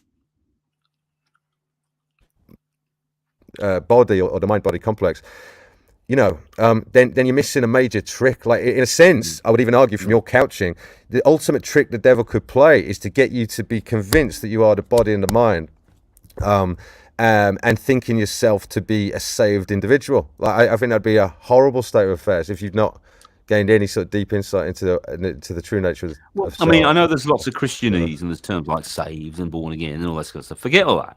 It's just that when you see Jesus and you see God, you see the beauty and the truth of God. It just makes you so happy, and that's the real changing thing. And then if you, so I do agree with you. I think many aspects of Christian. I've been there myself, as a Christian, and had the wrong way of thinking as a Christian, and it hasn't helped. It's compacted things, but I've delved deeply into the true understanding of what the real gospel is, the simplicity of it, and that's a real beautiful paradigm. You suddenly get it, and it's like, ding, right, okay. My identity is that I'm in the family of God. I'm not leaving. I'm with God. He's with me. Do you know what I think? And that's just like so. That makes all the difference. That paradigm shift, yeah, is what's important. Like I agree with you. That faith, brother, to know that you are, one in the family of the divine in nature or whatnot, something like that, is right. Awesome. But look what Sophia says. Yes, Christianity doesn't seem to value introspection. I totally agree. I think actually Sophia's just saying that. That's an interesting point. Introspection is is part of being a Christian. It says examine yourself. But I think, like, again, it's a balance. You don't want to keep doing it, keep pulling back the layers of the onion and looking inside. I think there's a time to do that, to examine yourself. What if the truth? But brother, what if the truth doesn't exist? Well, what if the truth isn't in a dusty book, but rather it is in peeling the layers of the self back and seeing what's there? What if the truth is really there? Truth on so many levels, and I just think that the Bible's good as well. I don't think it's everything, but I think it's a good. You know what? I think it's a good. I think of the Bible as a good gist. It gets the gist of the story, good enough for me to understand it. I've understood it, and it's done a pretty good job. Look, it's human. It's inspired. I believe it makes sense. It passes the reason kind of like arguments. It passes the spiritual mysticism kind of arguments. It's like, but like if you're looking for every jot and tittle to be absolutely right, it's not the word of God if it hasn't got the I right and stuff. And I'll throw it all away, No, it's communicated. It's like a message from outside in our time, but from an outside perspective that kind of actually gives you peace. Because I was thinking, like when JFK was killed, and if you watched that from the grassy knoll or from a particular angle, you would just see the one angle, the car coming around the shot. But if you're up up in a high building looking at it, you get the overall picture of the whole thing. And I'd say that 30,000-foot view, yeah. So that's kind of thing. I get this eternal perspective. This kind of like right. See, I think that we all have this kind of hunger for something transcendent, something other. It's in us when we desire things. We desire food because food exists and it's good. We desire sex because sex exists and it's good. We desire well, I don't know, music or chocolate. Well, whatever we desire, those things are great. But for some reason, you say you desire to win the gold medal at the Olympic Games in the 400, and you win it, and then you get to win it, you get your medal, and it's like, what next then? So we're full of desires, but desires never ends, but they're never enough, are they? And I believe that's because we're truly satisfied. Our desires are truly satisfied in the transcendent. Well, I agree with that. So that much me and you agree with, and actually, you could tell. I hope people could tell by our sort of general characters that we're both, totally all about the truth. We're all about, I say the absolute or the truth, and Andy would say God or Jesus. You know what I mean? But we're both all about it. We're all about giving ourselves back to it and being transformed by that. You know what I mean? And to be sort of utilized for the good. But we've both come at it from totally different angles. And, a lot of my interest in, when Andy's talking about sort of biblical perspective or the insights he's had inspired by reading, I'm interested to see how what I've found from first principles, from the bottom up, going direct there, directly in a sort of introspection into the nature of the self.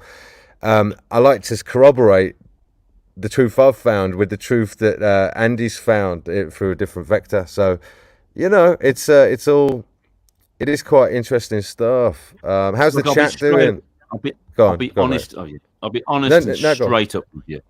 Right. I didn't become a Christian because I studied the Old Testament and it all made sense. I became a Christian because I looked at Jesus and I liked him.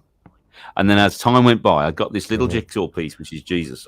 Other jigsaw pieces came together and put that jigsaw piece into context.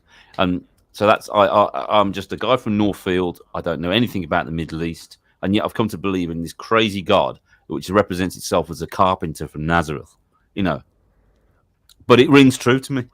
And it's just, I've tried to not believe it. I have to have more faith to not believe it. Because it's like once you've seen something, you can't unsee it. Well, I'll say this. I will say this to you though. Like again, sort of leveling a bit of a criticism to the Christian sort of approach. There's certain truths that you can find out about using this sort of more Buddhist process. Because, like I say, it's a process. It's not a dogma.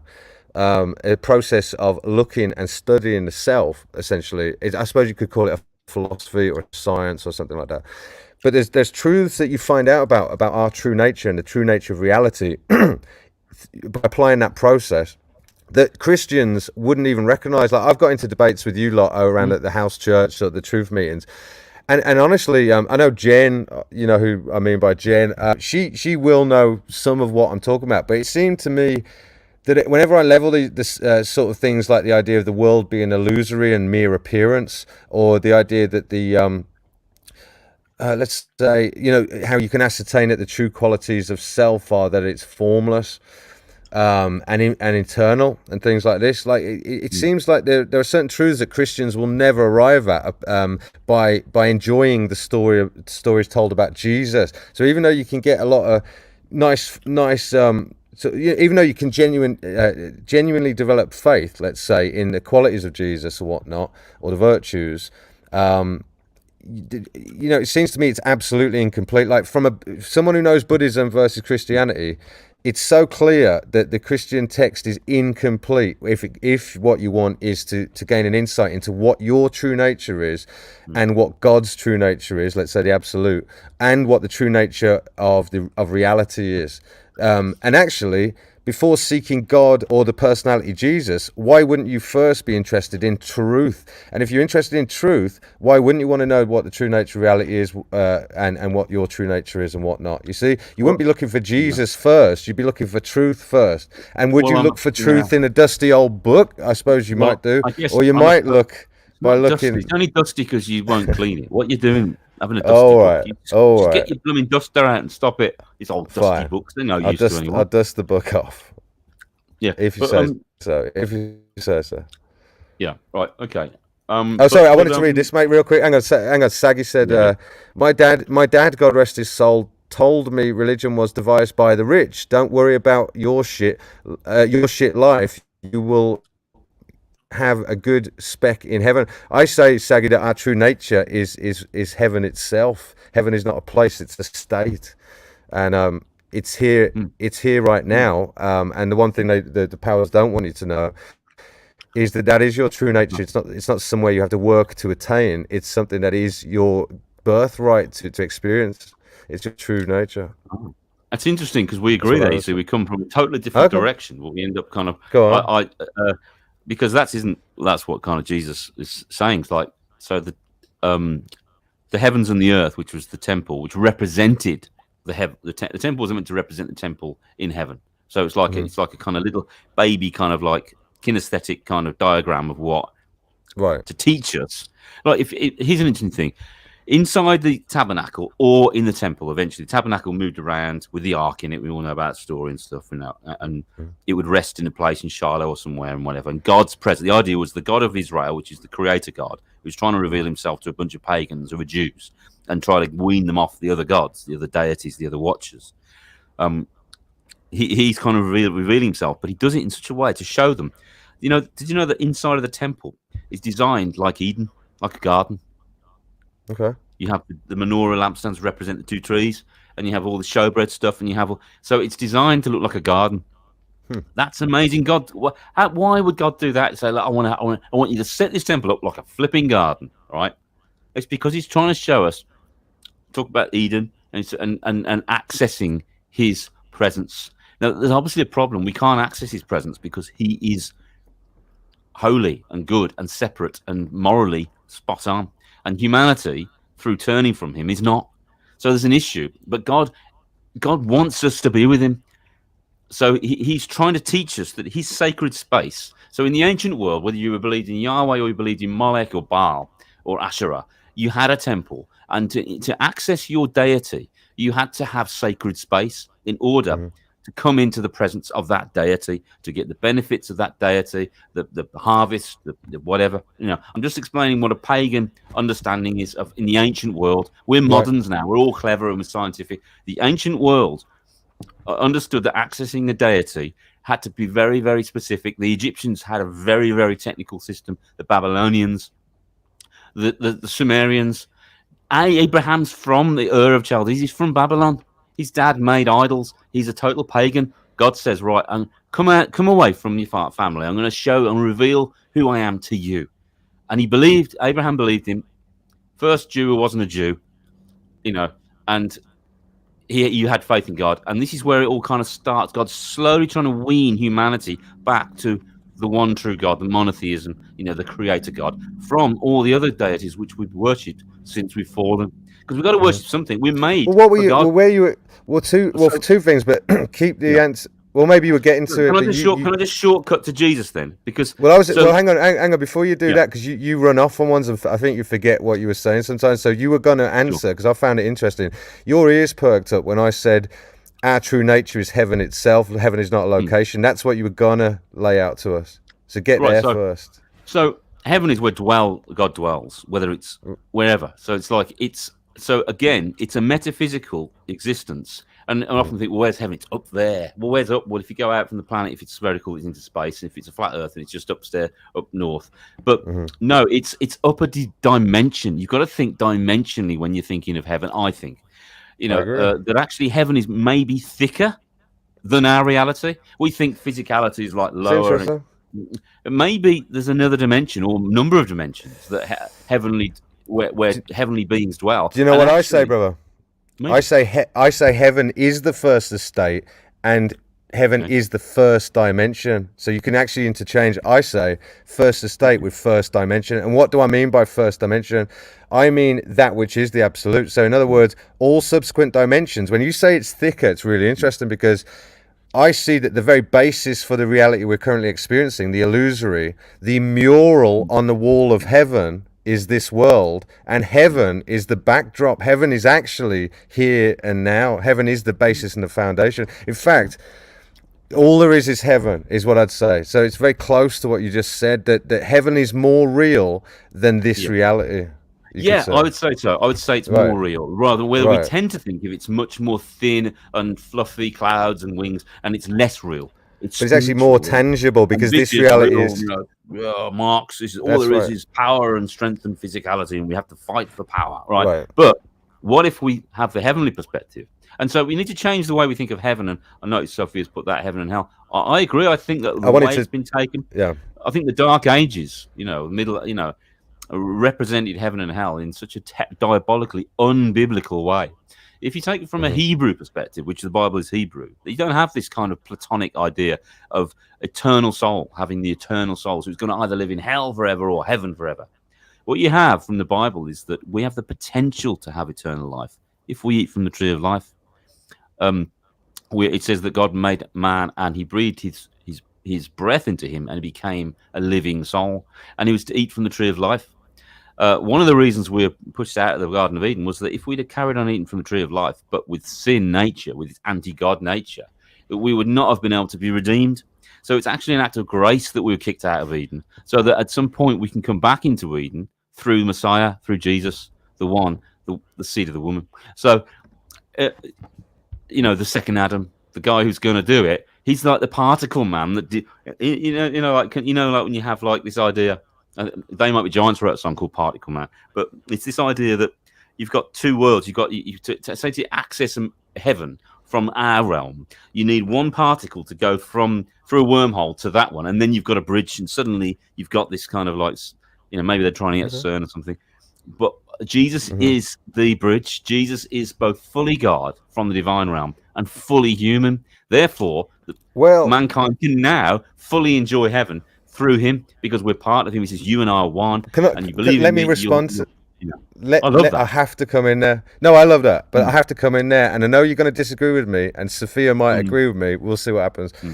What you just described Jesus as being, tell me that again, what you just said. What was it? It was, that he's fully God and he's fully human. That's not far off what I'd describe all of us as being. Because I don't say Jesus was the Messiah like that. I say that constitution is how I've understood each of us to be. That we are That's what we should be, but we're not. Well, we are really. It's just that we don't see it yet. Well, no, I'm not. I mean, I should be. I should be. No. But what I mean is, but I'm not.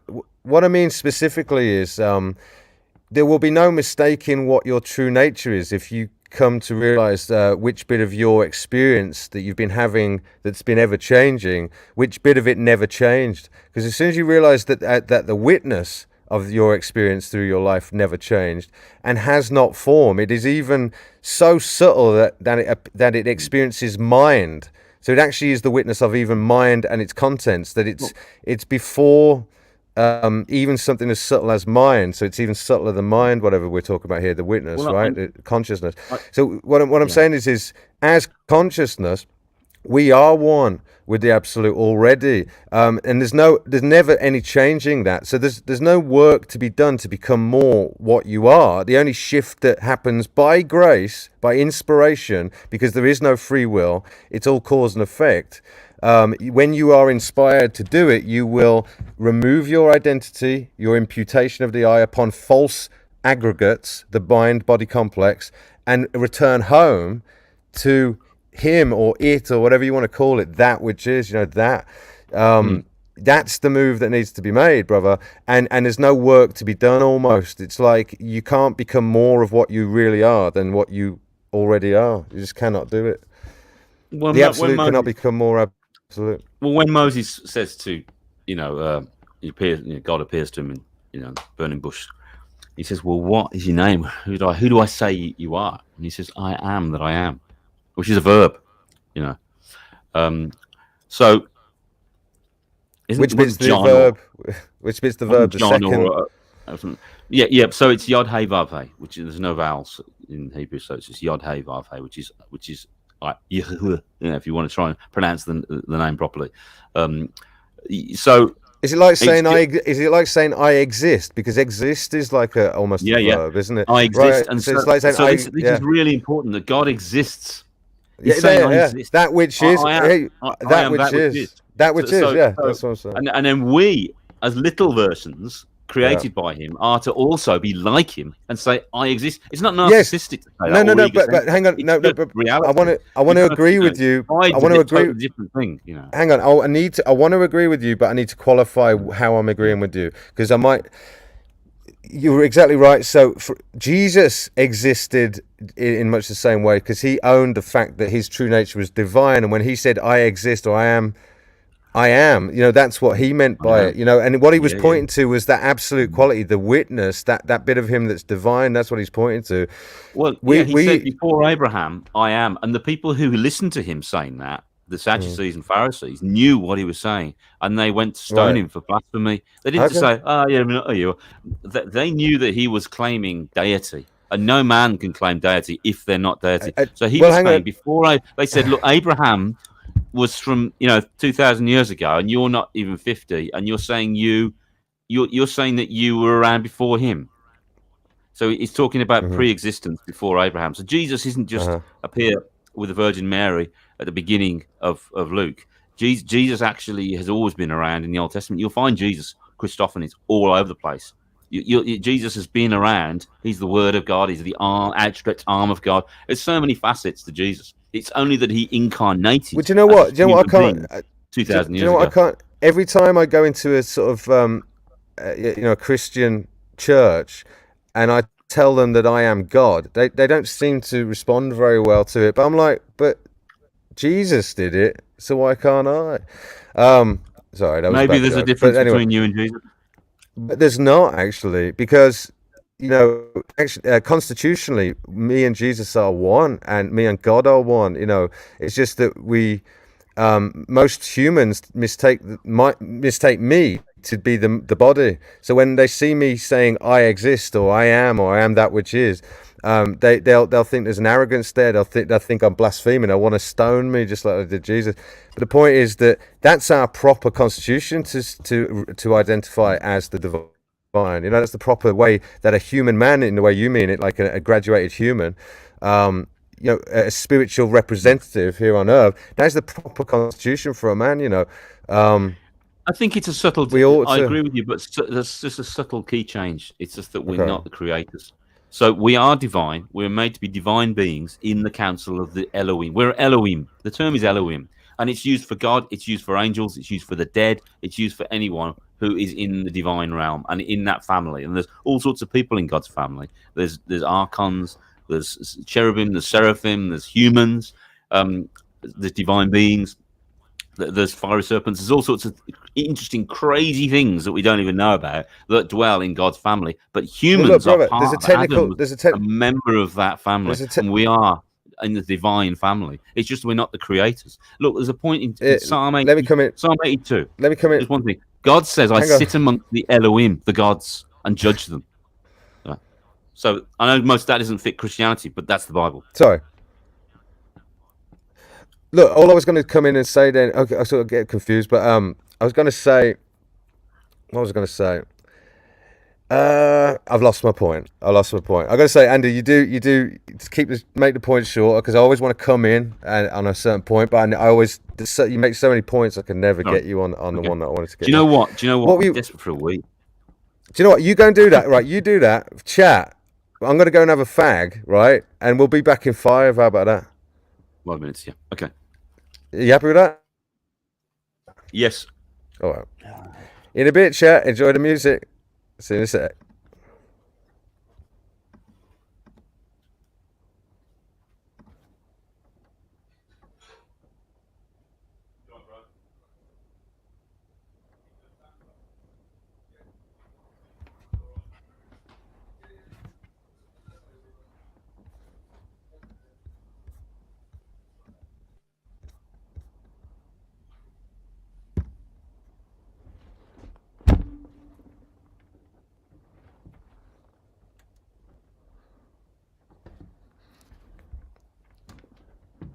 I thought that was a fitting picture for Buddhist versus Christian, chat. Yeah? Good. Enjoy.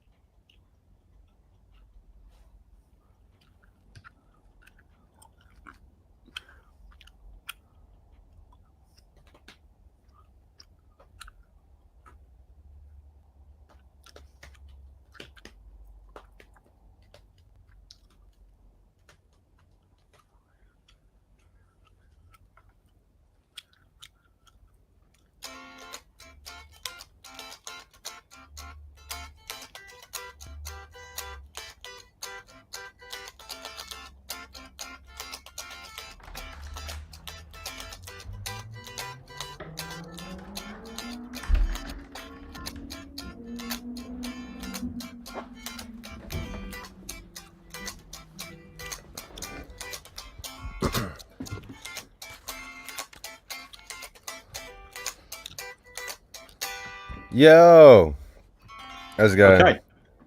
You jamming out there, Andy? I am, mate. I think the whole chat and the world could hear you jamming. Awesome Hey, if jamming. you want to check out my new band, you can't. Oh yeah, go I on. haven't done any music. Well, go on? What are you actually up to? Oh, you're back with the old band again, aren't you? Oh, my old band, yeah, but yeah? I'm really enjoying this disco band. We've got like an 11-piece collective, kind of Cool in the Gang, Chic, that kind of stuff. Lots of 16s on the hi-hats. Well, just pedal to the floor, straight forward. That's what you get with disco. You got to keep it simple. But I'm just really enjoying writing and doing disco music these days. Absolutely. All right. Can you? Do you want to play a bit? Nah. No. Pressure, under pressure. How's the chat doing? That's what I want to know. It's what we saying? Heaven sounds really boring. Will I be allowed to rim job women? I bet not. Well, see, when you realise your true state is heaven itself, and you switch your identity, Saggy, then you can be not only abiding blissfully in heaven, but also getting all the rim jobs or giving all the rim jobs that you want. There you go. That's the technical answer. I'm sure Andy would. All your desires will be fulfilled. Yeah, well, basically, yeah. Imagine your true state is without desire. In fact, transcendent desire for those things. Exactly. So you won't even generate the desire, and you won't have the need or feel the need. That's your true state. And when you realise there's a bit of you that's true of the witness, not the mind that desires, that grasps, that wants. That your true state is that. Then you realise. You start to want to root your identity there a bit more. But yeah, there's not. And actually, when you do that, you sort of you transmute what once might have been the cause for bondage into the cause for liberation, because you realise that the true nature of all desires and whatnot are actually, and even sin, you could argue, are actually sort of they're illusory. Let's just put it that way. I mean, I suppose it's love, isn't it? I suppose love makes the difference with a lot of things. Well, love. If things are just your desire for you and your own thing, and there's no love in it, it'll give you a thrill, but it won't last very long. Well, let's put it this way. My experience of that in life has been that I think we all know that, really. Let's see. So love. What is love when one is properly constituted? What desire does love express as for another when one is properly constituted in the absolute, or with God, or in God, or whatever you want to say? That's a good question. Well, how did Jesus love? You see what I mean? The simple answer to that is not easy, but there's loads of aspects to love. Right. Yeah, love is to lay down your life. Love is real. Love is more of a choice, I'd say, rather than a feeling. Feelings change real quickly, but I'd say love is like a choice. If Jesus just said, "I love you all," and didn't do what he did, then it would be nice that he said he loved us all. But like the fact he did something that was really massive to change everything for us is an act. Well, love is a mind or a mindset or an attitude, or you could even argue a personality. But yeah, love is like a mindset or an attitude, isn't it? And it's like and it comes with its own. Well, if you call it a personality, if you call the love a personality, it's almost that it has its own approach to things. Hate as a personality would have its own approach to things, its way of seeing things, its way of distorting. Love or compassion, because I think compassion is the sort of realization of love, almost, that it has its own wants for others. In other words, it wants to others to be happy, but then it ought to concern itself with how does one become happy. Because if one does not know how to become happy themselves, then they might not know how to help others become happy. And when one discovers that it is by constituting oneself in the divine that one can become truly free from suffering or bondage, then one would want that for others. And it seems to me that Jesus was that, like the embodiment of that. If whether or not an invented character or an actual the Messiah or a Messiah, So there's freedom in him. There's freedom in Jesus. There's freedom in God. That is, and that's why. Look, it's very disappointing what happened to Jesus for a lot of people. He got beat up 10 rounds with Apollo Creed and all that stuff, like Rocky. And that wasn't the kind of idea they had in mind. They thought he was going to be this riding in on a bumming white horse kind of guy, take the Romans on and set the kingdom up and some political, economic, whatever, temporal thing. And he wasn't offering that. He was offering something far bigger than that. That's tiny. That's just men's little plans. And, he was offering to know God. And you know what? To be known by God. All right, so we can know God. But to know that God knows you, that's amazing. To be known. To know that God knows you. There's an amazing thing. I see it with Jesus and how he deals with like Mary Magdalene and stuff like that. He knows her. And she knows that he knows her properly, like no one else does. Like it's like to be known by God. It's profound. The God who knows you, knows everything about you. Better than sex, Andy, or something, right? Well, sex only lasts 20 minutes. You could argue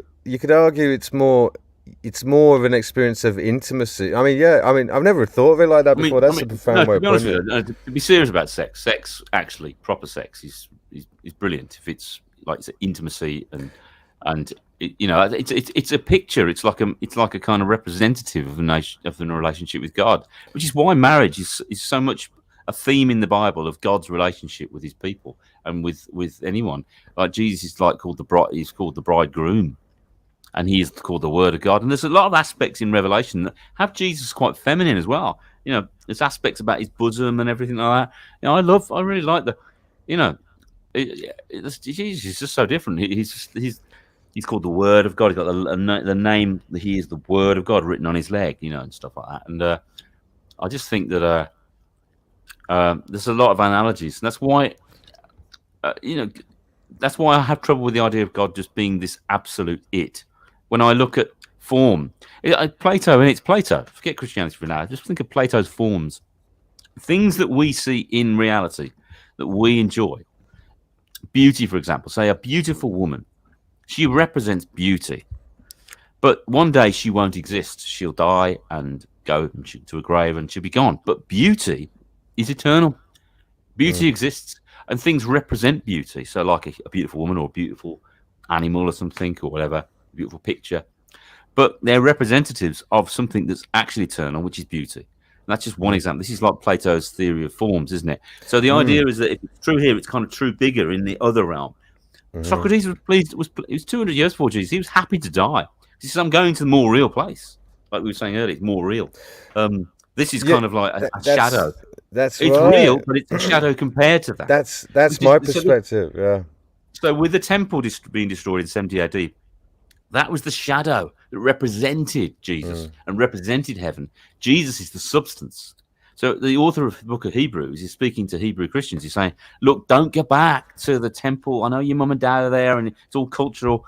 Don't go back to that sacrificial system. Jesus has done it all. He is the priest. So he's the temple. Yeah. He is the temple. If you go back to that, you're rejecting him because he is to know him is it. Right. So just to say this for people, because I know what you're saying when you say that, but it'd be nice to lay it out. That I suppose that read, and I have the same read of the sort of the canon, the Bible. That in a sense you had the old way, which was a way by the commandments and whatnot, by stringent rules and practices and things. That's how you were supposed to, or prescribed to approach God. It was through prescription, a set of things you had to do and not do. Whereas Jesus established a new way. Essentially, that's what Jesus was the way to approach God 2.0, right? That what you come to do is embody it. It's like an approach through personality or something like that. The embodiment of the truth is the proper way to do it. And so in that sense, what you're saying is that once Jesus had established that, or someone had established that, let's say, that the old way was dead. It wasn't the way to approach him anymore. Something like that. It's like a mirror. Like a mirror is good to show you what you look like in the morning, but you don't wash yourself with the mirror. The mirror has a purpose to show you need to wash your face, and you go and wash your face. It's like the law was just a mirror up to mankind, or not actually to mankind, to Israel. It was a tribal religion and a tribal law system. Read it in the context of tribal. God's dealing with a bunch of 12 tribes. That's what it's about. So get that in context for a start. Well, it's funny that I see I see that aside from what the Bible says about itself, self-referencing, self-corroborating sort of that it asserts itself, or Jesus in certain passages would assert himself as being the way and all this sort of stuff. That actually Christianity seems to me to be a partial mirror into the virtues of what it might be to embody truth. But like I said, because I know the process is absent there for the actual process for being able to ascertain truth proper in the Christian canon, that I'd even argue to you, brother, that it's as the Bible actually is as, or to be approach God or the absolute through the Christian method is incomplete. Also, it is as a partial mirror, much as the Old Testament was.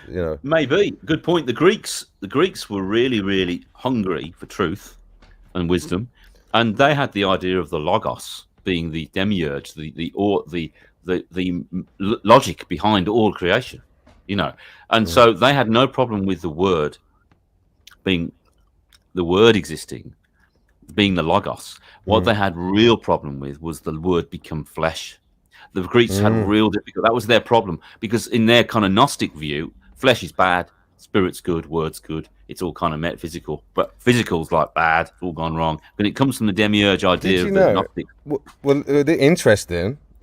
In Buddhism, you've got conventional truths and ultimate truth. And so what conventional truths are essentially to say that this vessel we could call a bottle because it looks and acts as a bottle. It can contain liquid, so you might as well impute bottle upon it. It would be conventionally true to call this object with a certain set of attributes a bottle. It's also it would be right to call it a hitting weapon because it's quite heavy and I could do some damage with it. But anyway, that's a different point. So that's conventional truth versus ultimate truth, which is to say that the true nature of the phenomenal world is that it exists by mere appearance, something like that. That it exists only through mere appearance. That's like an ultimate truth or something, right? What's my point? How was I going to connect the two then? Hey, brother, jog my memory. What were you just saying? And I'll tell you. So what I'm saying, you were saying that the Bible isn't the whole revelation, and I'd probably say, yeah. I mean, there's common revelation. No. Sorry, I've got the point. Hang on, thank you. I've got the point. Hang on, I've got the point. They were so disillusioned with the gods, and they were Socratized, and they were looking for the just man. Jesus turned out to be the just man that Socrates. My point was about the idea of spirit being made flesh. So it's interesting that you can actually have dispute about the same object. Like you could say that the ultimate truth for this object is that it exists as mere appearance. That is the ultimate truth of this object. Its attributes are illusory. They are merely appearing in mind. There is no such object in existence as the one we apprehend when we all think we're seeing the same fucking thing, bottle, right? Its ultimate truth is whatever, something other than its conventional reality. So actually the idea of the what did you say, the word becoming flesh or spirit becoming flesh, something like that, actually there is no flesh. Like the true nature of flesh is spirit. Like the true nature of all objects or the world is spirit, you could almost argue. Now that's not Buddhist terminology, but to make it make sense to a Christian, that's what I'd say. It's interesting, isn't it, that both can be simultaneously true, and that if one constitutes themselves in the realization that they are the observer of reality, and therefore reality itself, all phenomena must be ultimately the same nature as that to which they appear, namely consciousness itself and its attributes, which is formless, then really all form is the nature of formlessness. So the idea of spirit becoming flesh, well, there is no flesh. The true nature of flesh is divine. Like that's its ultimate nature. I'm just laying that out to you. Isn't that interesting? Both can be simultaneously true. One that claims, like say Jesus, that I am, his flesh is made of a different, that it has a different nature, that has a divine nature, could be true. It could actually be ultimately true. It's all a shift in perspective. Well, there's always been in wisdom literature across the board has been the idea that there is this wisdom behind everything existing. This creative force and logos would be it. Yeah, in other cultures they call it something else. So my understanding is that Jesus is the logos. He is the word, but became in a human form. That when he became a human, that's what it would look like. The wisdom that created all things, all things made by him, for him, through him, to him. So that's putting a lot on a carpenter from Nazareth's shoulder, the 33-year-old geezer. Well, we all can. But to create the stars and stretch out the universe and say that actually the word, the logic, the wisdom of God, through which all things were made, was actually personified as this person. Do you know That's what? mad, isn't it? But I believe it. Do you know what? I just remembered. Hang on, I can't lose it again. I just remembered the point I was trying to make before we took a break, and I've just lost it just as quick. That's so annoying. There's something you said that just. Sorry. No. It's not your fault. It's something you said that jogged my memory. Then I've totally lost the fucker again. Damn it. Anyway, that was a really good little point, but. I'll watch this back, and then I'll be like, "It's this you." Don't watch it back. That's weird. Well, of course, I'll have to watch it back, mate. I'll have to. I love these sorts of things. But what was I going to say? All right, how's chat doing anyway? How are you doing, chat? It's a novel discussion, isn't it? Like I said, it's not really a debate. I know I said verses, but it's in a good spirit. Me and Andy can't get into it though. But I've seen a couple of comments, saying heaven sounds really boring. It does, doesn't it? I mean, the way it's portrayed, and I just think it's badly portrayed. I think once you understand what Jesus is, the kingdom of heaven is like this. Once you're in the family and you're with God and you're with the angels and you're with Him presence, and now you're in the kingdom of heaven now. His heaven is in your heart. If you've got a relationship with God, you're in heaven. It's like I don't care about where I am. If I'm with God, I'm with God. I'm in heaven, whether I'm alive or dead. It's like that's what I want to be, because I think I was created to be with Him. Something went wrong, and then brother, I'm with him. I remembered the point I saw of right. It was something you said something like, because the dispute was the idea of the Messiah, right? Because I honestly think a healthier read of the Bible is to say a Messiah or something rather than the, because as far as I can see, we can become exactly like Jesus, the character Jesus, with a shift of identity and a realization about what our true nature is, essentially, right? Because you'd no longer be calling the body you'd be seeing that what your true nature is one with the absolute, and the absolute is one. It cannot be dissected. It is as it is. Now, if we are one in quality and nature with the absolute, something you said earlier, and I wanted to dispute it, but I sort of lost the point, which was the idea that we could not call ourselves God, whereas only Jesus could. Well, actually, I disagree with that, because consciousness is, you cannot dissect consciousness. So if we are one in nature and quality, we are one with, and you also said that we are not one with the Creator like Jesus uniquely was. It was actually that point I was trying to sort of dispute with you. I would argue with you that what the absolute is did not create. I argued to you that mind created. So God. You're the Word of God as well. No, the Word of God is secondary to God, isn't it? So it may be. If it's lower, then you can easily be that, because if you can already be God, then you can be the Word of God. So would you say that you could say you are the Word of God? Because Jesus is the Word of God. Well, in a sense, yes. My existence was spoken forth from the absolute, by no doing of my own, and so yes, I could claim to be one of many words of God. I don't know if I could be the Word of God, but I don't know what the word is. It is a definite. It's the wisdom. It's called a she in the wisdom literature. She was there before all things were made by her. This is in extra biblical wisdom literature, but as well as biblical wisdom literature. Proverbs. Well, let me ask you this: does the absolute have knowledge?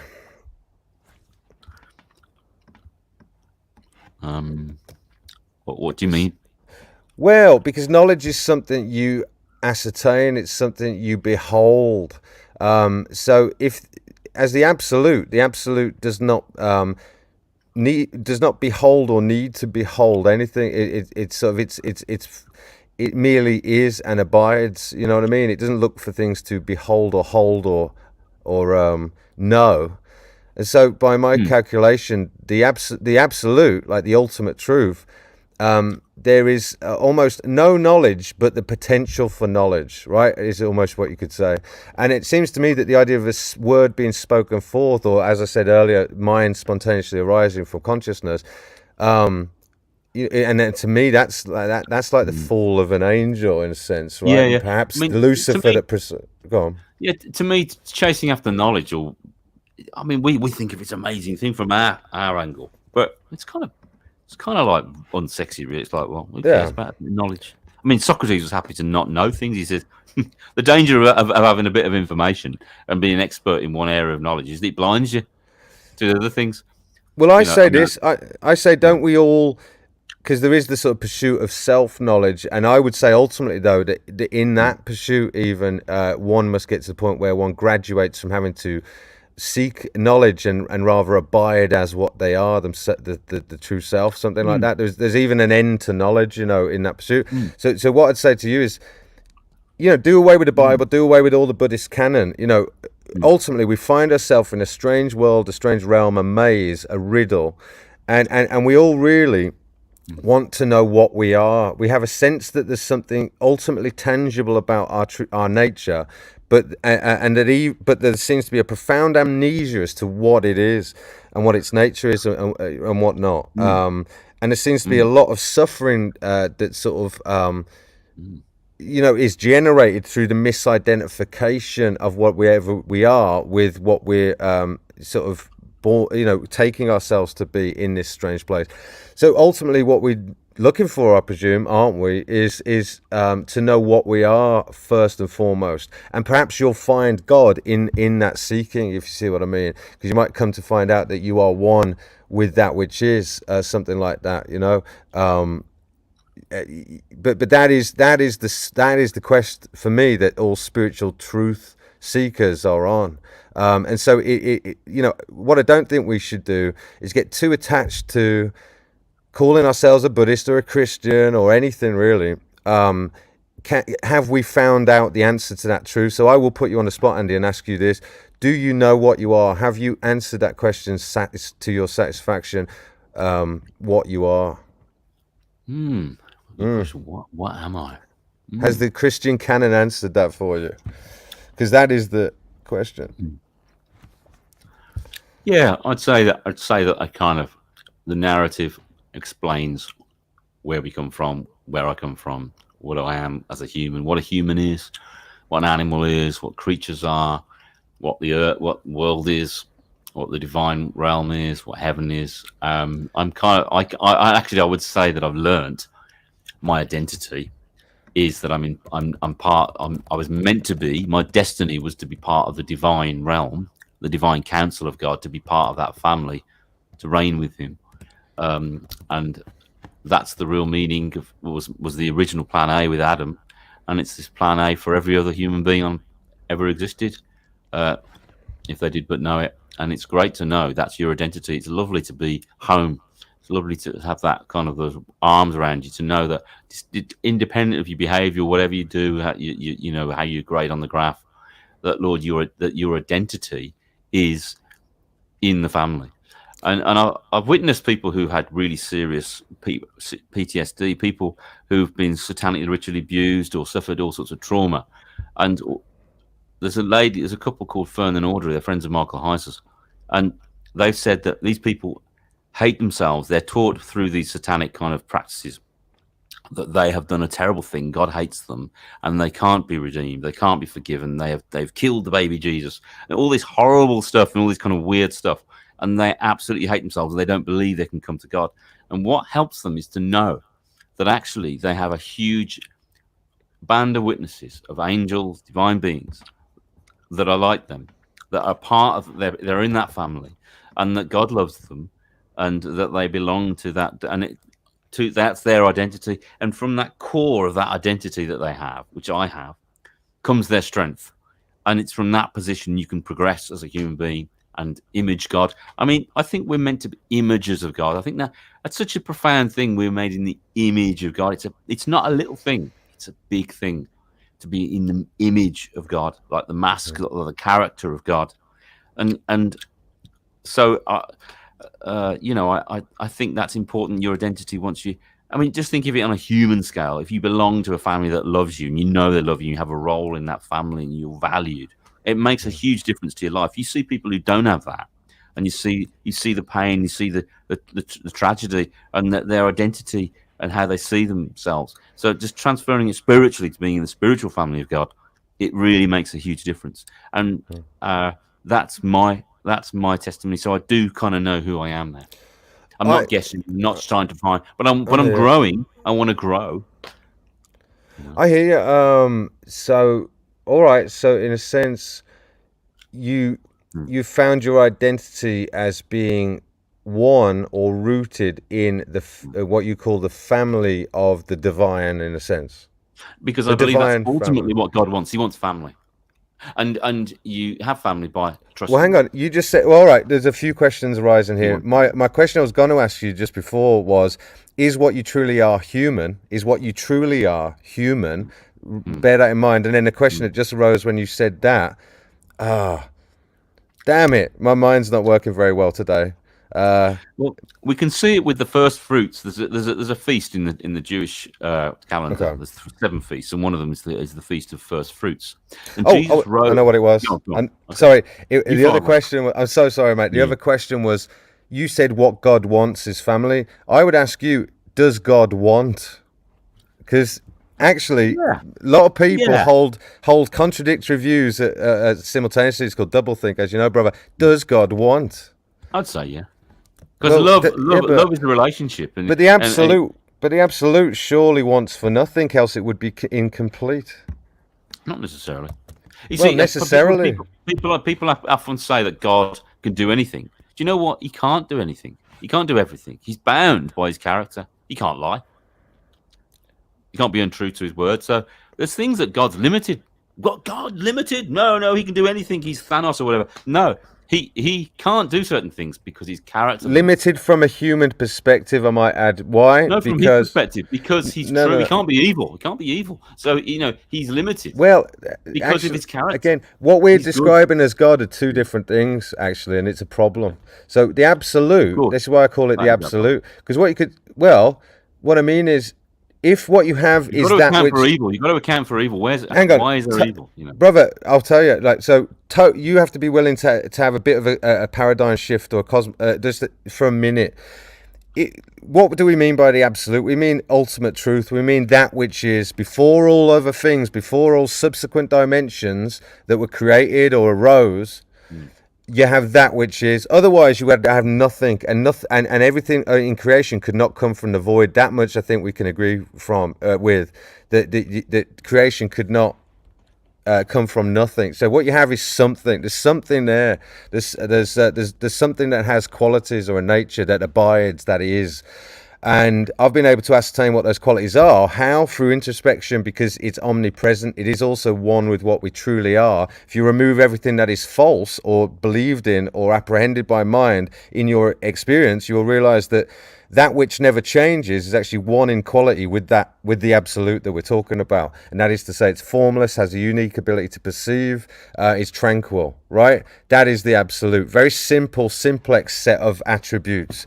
But that's what it is. So that is true God nature. That is the nature of heaven itself. So when I ask you not only what you truly are human, I'd have to say to you, I'd assert that what I truly am is not human. What I truly am is that I've just laid out. And also to say that God wants. Well, where is God in the equation that I just put forward to you as a personality? What you might have, in fact, I think what you must have is that mind did develop spontaneously from the absolute. Yes. Why spontaneously? Because it could not have been an act of will. Why couldn't it have been an act of will? Because the absolute wants for nothing and wills nothing. So therefore, just by a combination of its qualities, was mind able to spontaneously arise? You're able to ascertain this. You're able to understand it. This is not a Buddhist perspective, by the way. I'm bringing lots of wisdom to draw on my discoveries that I'm laying out to you, these realizations, right? But nonetheless, so you saying God wants? Well, perhaps the mind of God wants. Perhaps the mind of God that birthed creation or explored the possibilities wants. But God, as the absolute, the truth, the ultimate truth, would not want, could not want, does not will, does not need. That's what I'd say to you. Okay. So, but you know, I mean, that all came from your answer to the question, how do you identify? So fair enough, you know, like that good spirit that's essentially constituted in what we intuitively know are the qualities of the divine, actually, that you are able to get from Christianity. You clearly have done it, and others do. Yeah, there's a goodness there. There's good qualities arise in that sort of you know, assessment, that re-identification with that sort of being one with the family of God or something like that. But even that couching, that narrative, is but that, a couching or a narrative. It's not a direct experience of a sort of what our true qualities are, and necessarily what God's true qualities are, and ours and God's are one and the same. You know, we are one with that ultimately. You know. Okay. So yeah, I think the difference is that you're able to get through it through Christianity, through narrative almost, and I'm able to get there direct. But I'd say that one is a higher route than the other, and one yields more wisdom than the other, actually, and more insights. Well, for me, it's both. I mean, there's narrative, there's all sorts of as truth is on so many levels. And I think Jesus is the truth on so many levels. There's so many aspects to him being the truth. Well, I think Jesus just realized exactly what I've been telling you just now. Because if you actually think about it, there were lost years. Some say he could have gone to the east or to India or whatnot. It seems to me that he understood exactly what I've just told you. And how is it that he could reveal knowledge as it pertains to the absolute or God? You know what I mean? He spoke of God as the Father. He didn't say the absolute. Well, we don't know that the language hasn't been corrupted, no, like I've said. Abba is the word. But we don't know. We don't know that the language hasn't been corrupted. Well, again, as soon as I've mentioned that, you said it could be corrupted. But my point being anytime you say something from Buddhism that I don't like, I can say, well, that could have been corrupted. You know. But this is direct discovery. This is direct discovery through a process. I am the Father of one. I'm the Son. He's the Father. He's using this relationship idea. Son meaning in the likeness. That's what son means, to be in the likeness. It doesn't mean baby of God. It means son. It means sonship. You know, David was the son of David. So in the character, Jesus is called Messiah in son of David or son of Joseph, in the character of Joseph or the character of David. So that's what it means to come in the character of God. So, but this relationship between the Father and the Son, the Word of God and the Ancient of Days, you know, I mean, you've got this Daniel 7:13 quote that Jesus quotes when he's being tried by the Sanhedrin. They whipped him, they pulled his beard out, they're taking the piss out of him, they're spitting in his face, and they're saying, prophesy who hit you. And then they say, who are you? Are you the Messiah? Not a Messiah, not an anointed. Are you the Messiah, the one we've all been waiting for? And he says, it is as you say, but you shall not see me again until you see the Son of Man coming in power and glory, until you say, blessed is he who comes in the name of the Lord. And he quotes, and you see the Son of Man coming on the clouds of glory. And they rip their shirts. Why? Because they know their Bibles. These are the bucks of the Bible guys. These are that's all their life is, Bible, right? So they're trying him. He's being tested and tried. But they are being tested and tried as they test and try him. Because in 70 AD, he comes in glory and power and destroys the temple with the use of the pagan nation of Rome. And they know at that point that he was right. The guy they beat up and put on a cross was the guy who was going to come in vengeance in 70 AD. Mm-hmm. So, but it's a human. It's the Son of Man. Son of Man. Why did Jesus walk around Jerusalem and go, Well, the fox has a hole to live in, but the Son of Man has no place to rest his head. The Son of Man, he's putting it in their face. He's mentioning Daniel 7:13. No one used that term before. The human one. Well, it's bizarre. Going around saying, "Yeah, we know you're a human." Well, The have you ever human read? one. Have you ever read a? You know, Have you ever? No, I mean, fair enough. Have you ever read a book called by Cahill Gibran called The Prophet? no. So that's a book conceived, as we know, in the imagination of a man, and it is a great example of sort of meta truth, transcending someone's mere mortal's imagination. Because there's basically it's all around a Jesus-like. It's a book about a Jesus-like character, where he proclaims such things as that, and you almost you get to believe in that this character is a Messiah, is the Messiah, is divine, is magic, because the way he speaks and the sort of wisdom that he gives people and stuff. But my point is that I mean, Sophia says everything has been corrupted, all language and sacred books. I mean, do you not concede that you just don't know to what extent the Bible's been corrupted? Would you concede that? Well, it's been my pet subject for the last 30 years, and I've just kept studying and looking at the people who attack the Bible. They're the best people to go to build your strength. People like Bart Ehrman and all these kind of guys. They're the best guys to go to, because when you look at their best evidence for the Bible being corrupted, you come away with faith in the Bible. I never expected the Bible to have every jot and tittle, everything perfect. It's been sliced and diced, but it's good. It's good. It's really good. Do we know literature? But we don't know. It's great literature, but do we know which verses and which? Do we know which verses have been corrupted? We don't, do we? We actually don't. We don't know what little words or changing of meanings. No. What you've got is bad translations, and well, that too. You have that too. You have both. So the King James, everyone thinks the King James is wonderful. No, it's not that great.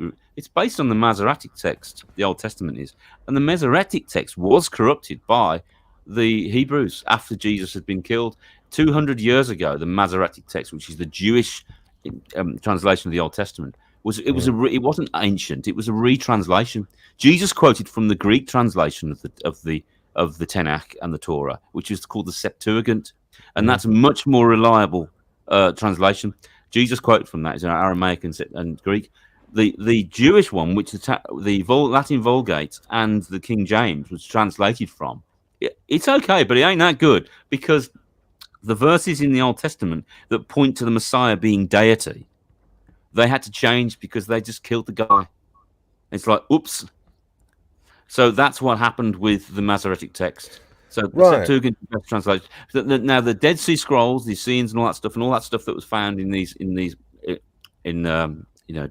Qumran, they've been working on those since 1947, and they really legitimize the manuscripts we have. And so anyone who really seriously looks into it will come away having a lot of confidence in their Bible. Now, there's bad translations and there's good translations.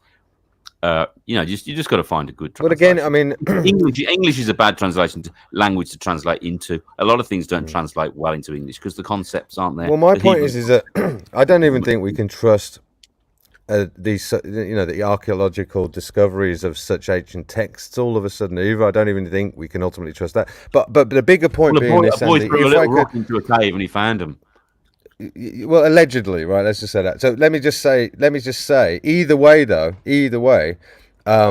because of our confused history, we really don't know at what time these events necessarily happened. Although, at a guess, if you take the Presbyterian view, is it that it might have been 1,000 years ago, not 2,000? Some people say. But let me ask you this: preterist. Sorry, why do I keep doing that? Preterist. So what I was going to ask you is, if there was, because yesterday we got into in our discussion, one of the things you said, which I agreed with you on, was what a lot of people say, well, if God is real, why doesn't he just appear to me and say, hi, I'm God, and this is what you need to do? And the answer to that I agree with, that you gave, was that any being with those sorts of powers could appear. It could be Lucifer himself appear to you and pretend to be God and get you to do all sorts of things. So, of course, that would be a good explanation as to why God would remain aloof in a sense, or not appear in that way, actually. So I argued with you. Well, the same could be true of the book, the Bible, or any text, religious text for that matter. That necessarily, I would say to you, to take that further, I never got that far yesterday. Surely there's a foolproof way to approach God, right? Rather than needing to rely on any man or text or being appearing to you in a kitchen. The foolproof way, it seems to me, that God gave us is that we are all fractals of the absolute. We are essentially made in the image, like you say, parts and parcels, or what's the other expression?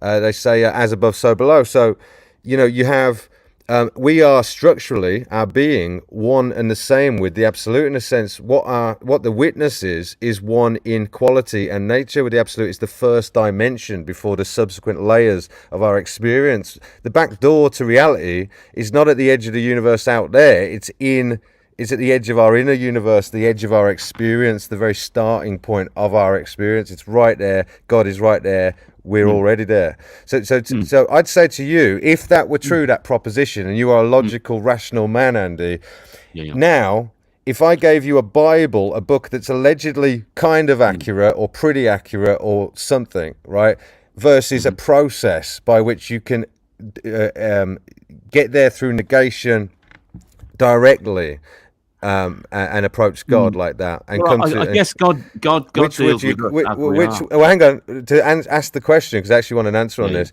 Which one seems like the most logical or rational?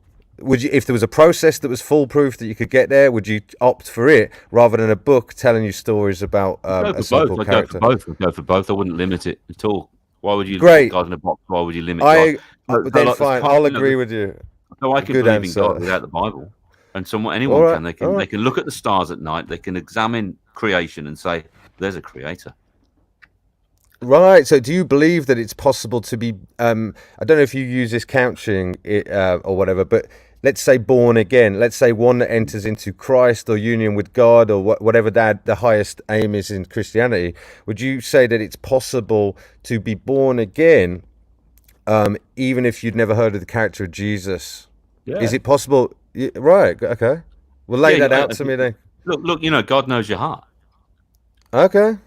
If you some people are going to never have heard the gospel, but their heart's going to be for God. As soon as they see it, they'll go, "Oh, God exists. He's the creator." Yeah, no problem. Well, then. So actually, we see this is a nice thing about discussing it with someone in good faith that cares more about truth and God, let's say, than being attached to a particular doctrine. Is that you can even concede that one can know God, or be known by God, or approach God, or be all about God, or truth, even by not finding out about that book that you well, what would you say? Hold in such high esteem. Yeah, I'd say so. Right on. It's a good book though. I'll agree. Look, I like your answer, which is to say, why not go for both? And I agree with that answer. That's good. And like I say, I would assert that there are certain wisdoms or discoveries that you would not arrive at through the Christian method or approach. And yeah, I think it is essential that we're not so dogmatic. And actually, here's the irony: if you're a dogmatic Christian, you might have missed the point in the whole first bit. You might have missed the point in Jesus, and in a way, actually, the truth is an embodied thing. It is a series of realizations or revelations, and by grace you will have them. Yeah. So I mean, you've got to remember the Bible's a Jewish book, and it's to the Jews, and it's primarily to the Jews. The context is Judaism and Jews, to help them to understand Jesus is their Messiah. To someone who's not a Jew like me, who comes from Northfield or something, who's doesn't know anything from Adam, so I can it's a different kettle of fish. I can look into it, imagine, and look at it from that Jewish perspective. I can kind of see what's going on for them. But once the booster rockets have gone from your shuttle and it's flying off the flat Earth, whatever, or the snow dome. The snow globe, yeah. Once it's going, it doesn't need all that other stuff. So I don't need all that Jewish stuff. But it's interesting Right, to learn, right. know the context Yeah. of that shuttle, where it's from, and what it's all about, rather than True, just seeing true. the shuttle flying through space. I know it's come from Earth. It had booster rockets, and I can see the context of it now flying freely was from that earlier stuff that went on. So yeah, it's just a good exercise to kind of to contextualize, and actually, it's a good handbook to help you not get mixed up, because and I think that's what it's kind of I get from it, is that actually it sorts out an awful lot of confusing stuff. Really, that's my experience. Although it's very technical and complicated, I think that's because of the fall that's happened to mankind. Obviously, I believe in the fall and the complication of sin and death, falling short and all that stuff, and not seeing clearly. But what the whole purpose of this complicated book and this complicated journey through history is to get to this simple point of Jesus. And it's like, what? Now you're flying on the shuttle. So it's like, well, right. So it's simple. It's really simple. Look, you just believe in Jesus. You just believe in Jesus. I like Jesus. And you're in the kingdom of heaven, you know. I'll tell you that the reason I like your answer is I almost do take inspiration from, the sort of what's laid out about the character of Jesus in embodying that truth and living that way. Let's say I've discovered some truths that are worth knowing about our ultimate nature and everything I'd laid out. The question then sort of naturally becomes, well, okay, that's what I really am. There is no Pete or a sense it's a dress, it's a garb, it's a bridge to others or whatnot that can be used. Well, then what to do with it? The answer is that you will be inspired once you're properly constituted to know exactly what to do with it, and it will naturally involve telling other people about their true nature or something like that, because you realize, as we were saying earlier, the only way to be happy is to become properly constituted. So you will become a mini little Jesus, essentially, unavoidably. You won't be able to help yourself. But it won't be you doing the works. They'll be moving through you. They'll be being done through you. And so I do think that he was a great exemplar of how it can look. And don't forget, because I know I've got into Jordan Peterson in the past, and I know you like the guy. I like Jordan Peterson. Right, and I haven't listened to him for a very long time now. But nonetheless, one of the points, excuse me, I think one of the points he makes was, didn't he? We don't know how far that could go, the embodiment of Logos. Like, we don't know to what extent miracle powers might even be available. And again, I know there is a line in the Bible, greater works you too shall do, or something like that, right? The idea that to what extent can we embody it, and to what extent might we even develop superpowers? We just don't know. Even to speak in tongues and whatnot, all of the above. I think the context of that thing, the greater things you should do, was the context of, like, Jesus was really limited to time and space in one body, walking around Galilee and walking around Jerusalem and places. And therefore, wherever he was, people could access him. He was this living, walking temple of God. A woman touched his hem and he went, I felt power going out from me. He is... Why could Jesus before Christians have trouble with this? How could Jesus forgive a guy of his sins before Jesus had died on the cross? You only die. This is how you understand atonement with the cross. Really, there's more to do with the cross than sins and dying for them. It's actually about making the world completely the temple of God, so that the world is clean. Anyone can come to God anywhere, even if you live in Tipton. Right, you can come to God. Right, you haven't got to go to India to find yourself. Tipton's fine. So. He's this living, walking temple of God, this human body full of the Holy of God's Spirit walking around, and anyone can come and get the blessings that come from God because he's the temple. Before you had to go to the temple to get the blessings of your God, your deity. So Jesus has made it, but he was limited. Greater things you shall do. He says, you are the temple of God. I'm the light of the world. You're the light of the world. So he wants us to be like him. He wants us to be the second Adam. He's the second Adam, and he wants us to become the second Adam. This is truly amazing. If we can imagine what we could be or will be, glorified maybe, you probably want to bow down and worship these humans as gods. You shouldn't, but you'd be tempted to, because we'd be so great. You'd be tempted to. That's what Adam was. That's what we've fallen from that. Well, I agree with you. Even the Apostle Paul says that we participate in the deity, the divine nature. This is biblical New Testament. So, through Jesus, we will participate in the divine nature. We'll be in part of the Elohim, part of the kingdom, the family of God, which is God's isn't it? plan, what He wants for us.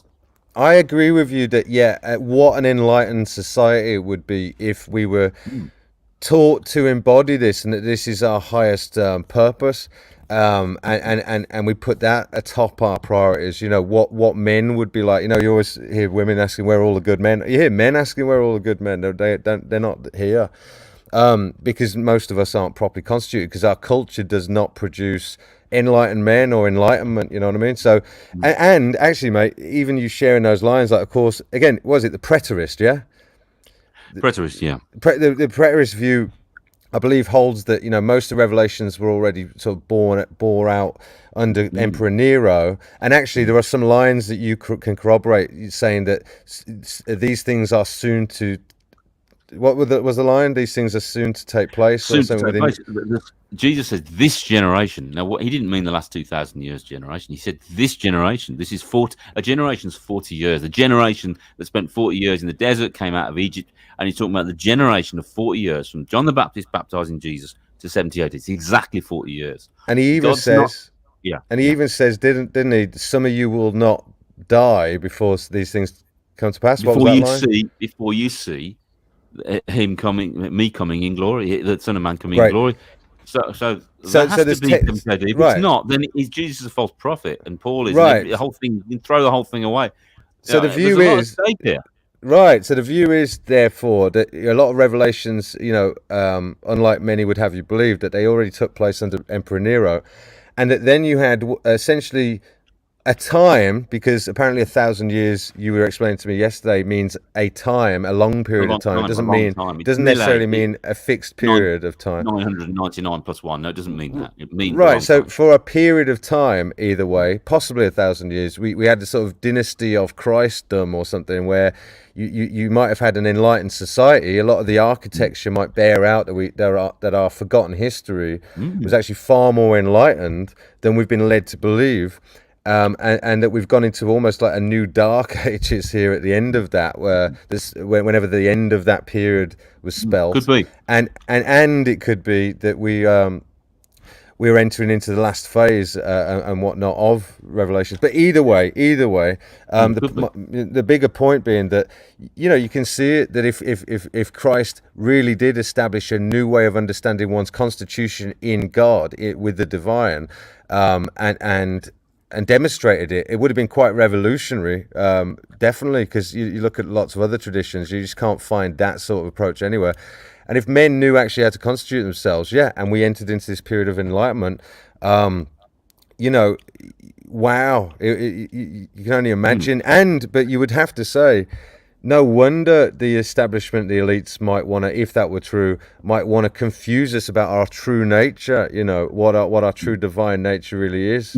I mean, look at all the stuff we're looking at now with Gates and all these guys and Klaus Schwab. Everything they're into is fake. It's false. It's like, boring. You know, it's like everything God's into is real. It's real nature. It's holistic. It's full. It's Edenic. Their idea of Eden is like, let's get rid of sun. Let's make fake clouds. Let's have fake vaccines. Let's have, you know, fake meat. Let's have, you know, that's the best they can do. It's pitiful. It's almost sad if it wasn't so evil, you know. But I mean, I do think. I mean, look, I don't know. I'm speculating here. I know what Jesus fulfilled 2,000 years ago. I'm just wondering. Like, I'm probably wrong. I'll change my mind on this. Like, who knows in a few years? But I'm just looking at the fact that there are people who genuinely are Luciferians. They're not shy about it. They'll say it. They believe, you know, the Freemasons. Albert Pike said, "We worship Lucifer," and Adonai, i.e., the God of Israel, he is evil, and Lucifer is good. So, you know, they're saying, it's the generation that says, "Woe to those that say evil's good and good's evil." We're now saying that the guy who caused us to kind of go for the tree of good and evil, and now we have graveyards. The guy who lied to us and said, "No, you won't die," but we now know, because there's graveyards everywhere, eventually we physically die, even though we spiritually die first. So he's a liar. We know the devil's a liar. Lucifer lied, right? God told the truth. But it's very interesting. We live in this time now that there are genuine. There's a cabal, and they're not bothered about money. They got money. They're just, to them. This is just total narcissistic hubris. For me, and they are religious. They're religious. You know, I was going to say, people might not believe in God here, but these guys who have power do. It's just a different God. And you can say, well, I don't believe in that, but they do, and they have the power. So you cannot believe what they believe, but they do believe it. That's just interesting. They're into this esoteric stuff, this kind of blooming hermetic stuff, you know. Right on. There's no secret with Jesus. It's just out in the open. It's the good news. Come to Jesus. He loves you. Theirs is all secret knowledge and Gnosticism, and you have to have the knowledge to get through the key to the the Dan Brown. You know, boring. Yeah, it's kind of interesting, and then it's boring. Do you know what I mean? I might as well just agree with you on that point, really, and we can sort of draw it to a close because, I mean, I tend to agree. I will just say that my understanding of the sort of Luciferian worship or that sort of view. See, I have in my cosmology, I've got, as you know, like the idea of mind spontaneously arising and exploring the possibilities and creating this sort of illusory world. In a sense, you could almost liken that mind as being, well, it's not only the first mind in creation, in a sense. In fact, it would have been the first almost act of creation, the mind that went on to sort of create a world by that cosmology. Again, it would be interesting to see how that corroborates with sort of Christian sort of couch view or whatever. But either way, you could almost call that Lucifer because it's like a fallen angel, that mind that also seems to interest in itself in presiding over this realm that it's created. Let me ask you this: so by that estimation, you could almost say that if you worship the God of creation, now this could be contentious for you, I know, but just bear with me. By my estimation, if you worship creation, and I am a creative myself, I have that spirit in me, but it is not the highest aspect of me that this mind can create. It's actually a temporary relationship I have with this particular mind, you know.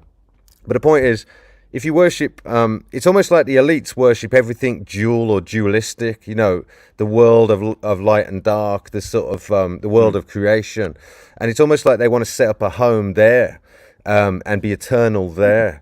You know, they're obviously looking for an extension of their lifespans and all this sort of stuff, and they're almost trying to make a heaven on earth from the perspective of a carnal being, like, or someone who is all about the sort of the dual, the world of the dual, which is a total perversion. It's like the absolute perversion of what what you find with the absolute, simplex, beautiful, serene, perfect, doesn't want for anything, or it just abides.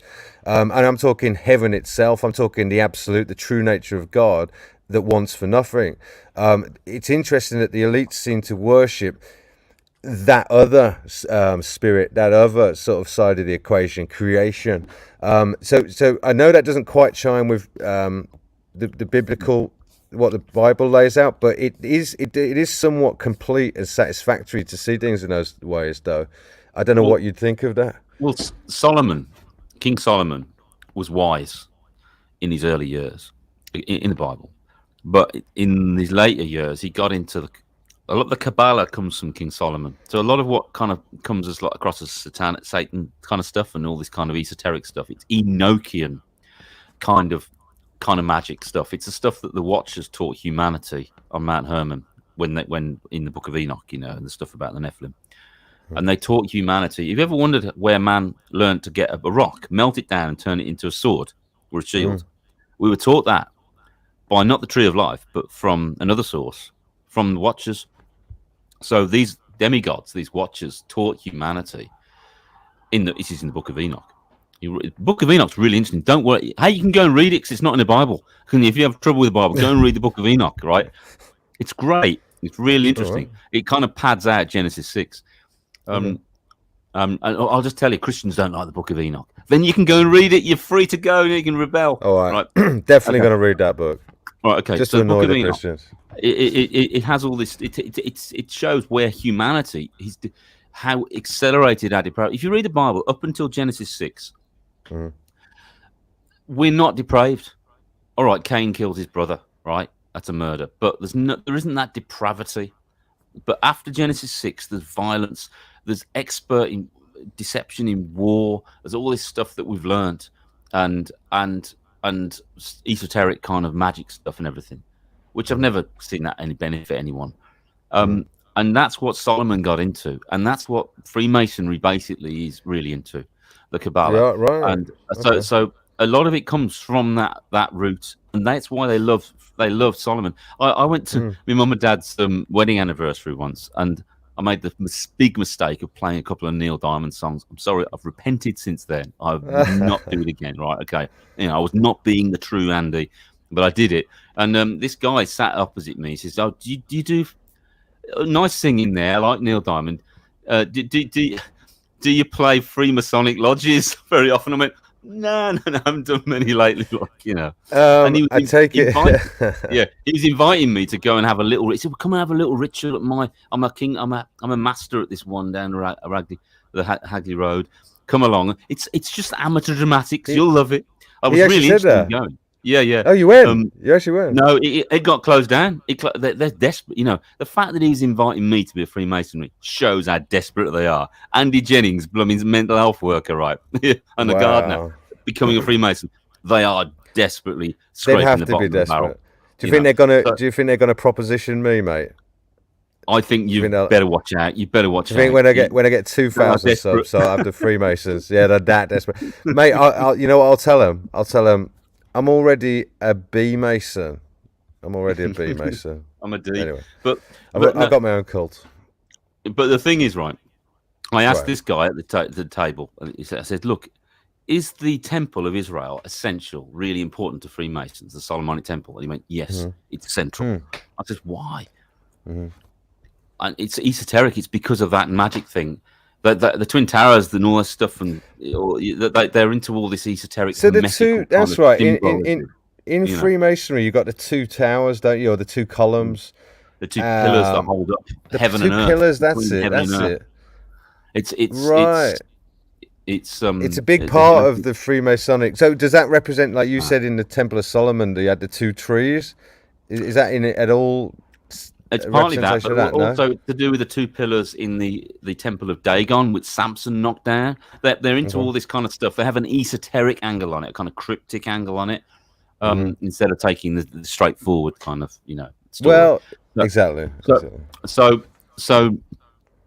they're serious. They're believers, mate. You can laugh at them and say they do silly things, but they have power and they believe it. So if you don't believe it, fair enough, they do, and they have power. They so do. You need to take it seriously in that sense.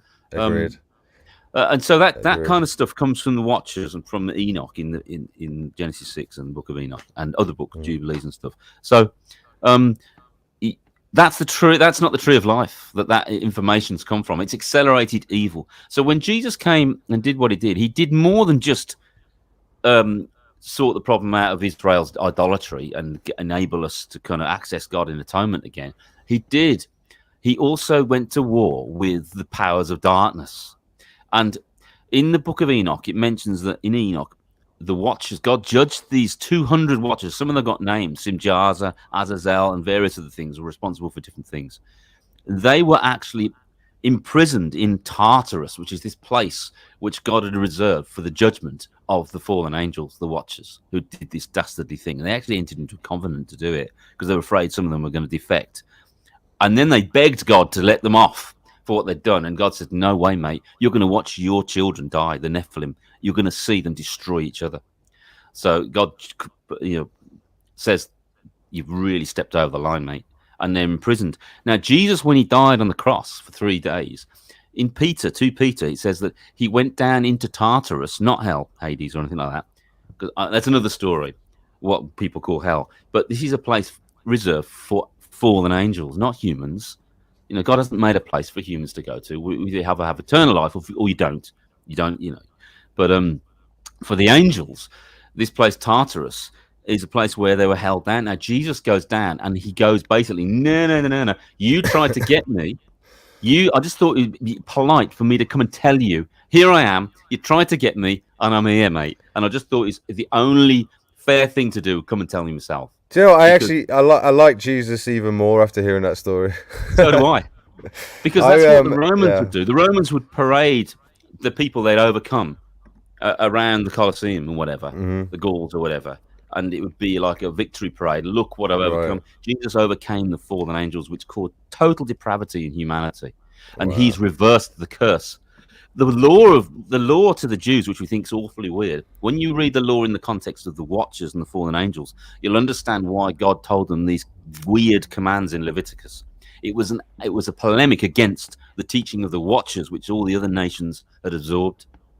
When you understand in that context, you kind of like God a lot more. Well, mate, all I know is that that's what I would do if I overcame some evil, crazy demons. I would go and take the mickey out of them. So Jesus cool. That's why I like God. Cool. I love Jesus. He's so cool. Yeah, agreed. Well, I changed my mind. Jesus is awesome. I'm going to become a Christian. That's the conclusion. Just because you went to all the fucking Nephilim freaks, right? Well, should we draw a close to that? We've done 3 hours, brother. It's been pretty good. On that bombshell. Bombshell, the Buddhist became a Christian. Everybody, that's the end of the story. No, I'm going to become a Buddhist. Well, there you go. All right, then. Well, you do know it's very attractive. Well, who knows? I'm not into all bit of amateur dramatics. Can't wait, mate. That is a LARP, isn't it? That total LARP. Yeah. Well, everybody, I hope you enjoyed. What do you think of our guest, Disco Andy? Everybody, he does know the book, doesn't he? I'm expecting. Don't worry. I used to be you. You couldn't stand Christians. Well, it still might happen, everybody. It still might happen. What do you think of Andy, everyone? He knows the book so well, and he lays it out so brilliantly. You are good, brother. You really have absorbed it, and it is fascinating to talk to someone who knows the book so well, I have to say. So yeah, there's nothing but just appreciation there from me. Look, would you do it again? Yeah, I'll do it again. But we're part of we're part of the Lord of the Rings. We're part of a story. We're part of a big battle. We are. We're just. It's not just humanistic. It's not just about humans and God. There's other things that are going on as well, and we play a part in that. And actually, we are. It's through us that God chooses to overcome the devil anyway. Through a man, through Jesus, but through us, and then us to have authority over Satan. Well, I agree with you. I mean, I will say this. One of the things that inspired me when you're telling that story, and I was really absorbed in that story then, like, when you do become properly constituted, you have that authority of God essentially sort of, manifest in you, because you become a moral authority because you suddenly know how to conduct yourself in the world properly, and what would I say? I just think it's a brilliant demonstration of that, like that sort of tale. It lays out to you in no uncertain terms, fiction or not fiction. It lays out in no uncertain terms what that character would be like, So yeah, I resonate with it. I just totally resonate with it. Sophia said, "Oh no, not that B," as in me becoming a Christian. I'm just joking, Sophia, but still. Michael said, "Thank you, Andy and B." Thanks, Michael. Can you see Flyby Pete? No, I still cannot. Flyby, please create a new account just so you can come and play here, and so I can see you. And I don't know what's gone wrong there, but yeah. It's annoying. I know, Brandy. It is. Right. Andy, let's do this again, brother, whenever you want, because it's been so fun. Can I put a video up in the thing underneath this of a song called Human 2.0? Is it your own song? It's a Dissident Prophet song, yeah. I can't do that for copyright reasons, my man. I'm sorry. Because I'm going to sue you. No, not because you're going to sue me. Is it your song? Oh, it's not your song, is it? Yeah. It's my song. It's our song. And it's on our it is your song? Yeah, oh, that's what I'm asking. It's your song. Well, in that case, yes, you can. So if you go to share, so I can do a video. Well, all right, then good. If you go to share, I made a video for us. So, yeah. Fine, let's do it. Better be good. Better be brilliant. It is. It is a very. I think you're Good. going to like it. I mean, I don't Uh, normally brag, but I think it's okay. okay, do you It want to got plug taken off in? the internet. It's so good. It got taken off the internet Oh, when Gon Shimura, who made it, got taken off the internet because the YouTube pushed him off. So we must have been doing something right. it's not going to get me into trouble, is it, Andy? No. No, the video won't. He is for Good. other stuff that he got taken, and because our video Just is on his checking. site, it went. So. All right, let's do it then. So Don't be if you go scared. to Don't be share, scared. okay, sorry, Jesus, right, go on, go to share, and then if you go to the tab that you need to get that song up in a different tab. Oh shit, no, you can't do it. I tell you what, no, do it like this. Let me share it because you can only do it through Chrome with the sound. You can't do it through DuckDuckGo. So go to the private chat and give me a link to the video, and I'll share it. Okay, so Okay. it's the private chat. Yeah, okay, I'll do that then. Okay, You do that, and I'll talk to the chat while you're doing that. Michael Hayward, Okay. what are you saying? Make me want to grab my guitar and play with it all night long. Ray Parker Jr. By the way, I saw so many good comments and stuff throughout, and I just couldn't respond to them. I think Shooter asked, "What is that object that they've got at Mecca?" Wasn't it a bit of something that fell from? I don't even know. Do you know anything about that? What the object is they got in Mecca? Isn't it something allegedly something to do with? Isn't it a piece of metal that allegedly fell from some sort of craft from heaven I know, or mate. something? I know, mate. Couldn't I help don't you, mate. know. I really. I'm not sure. I Yeah. might be totally butchering that. But it does look like a vagina. But anyway, excuse me. Right. Okay. I think this is it. Wait a minute. Did you? All right, you find it. Oh, a meteorite. There it is. A piece of meteorite, isn't it? Yeah. But was it metal? I seem to think it was a piece of metal from a meteorite. That's it. Awesome show. Loved it. Thanks. You're welcome, Sophia.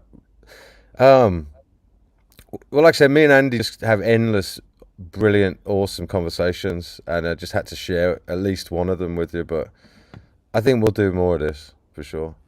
Is there anything I'd you love want to to. plug? No, I'd love to, mate. I'd love to talk about loads of things. I mean, I like to Good. talk about philosophy as well, and there's All so right. many Well, should we angles. make the next one? Should we make the next one more philosophical, general philosophy Because that was all rather about than Bible things and stuff and everything. But I think there's much right? more evidence for truth through like meaning, through literature and through philosophy and through thinking and through so many things and so many evidences to me. Mm-hmm. I see it all. I now have the paradigm. I just see it everywhere.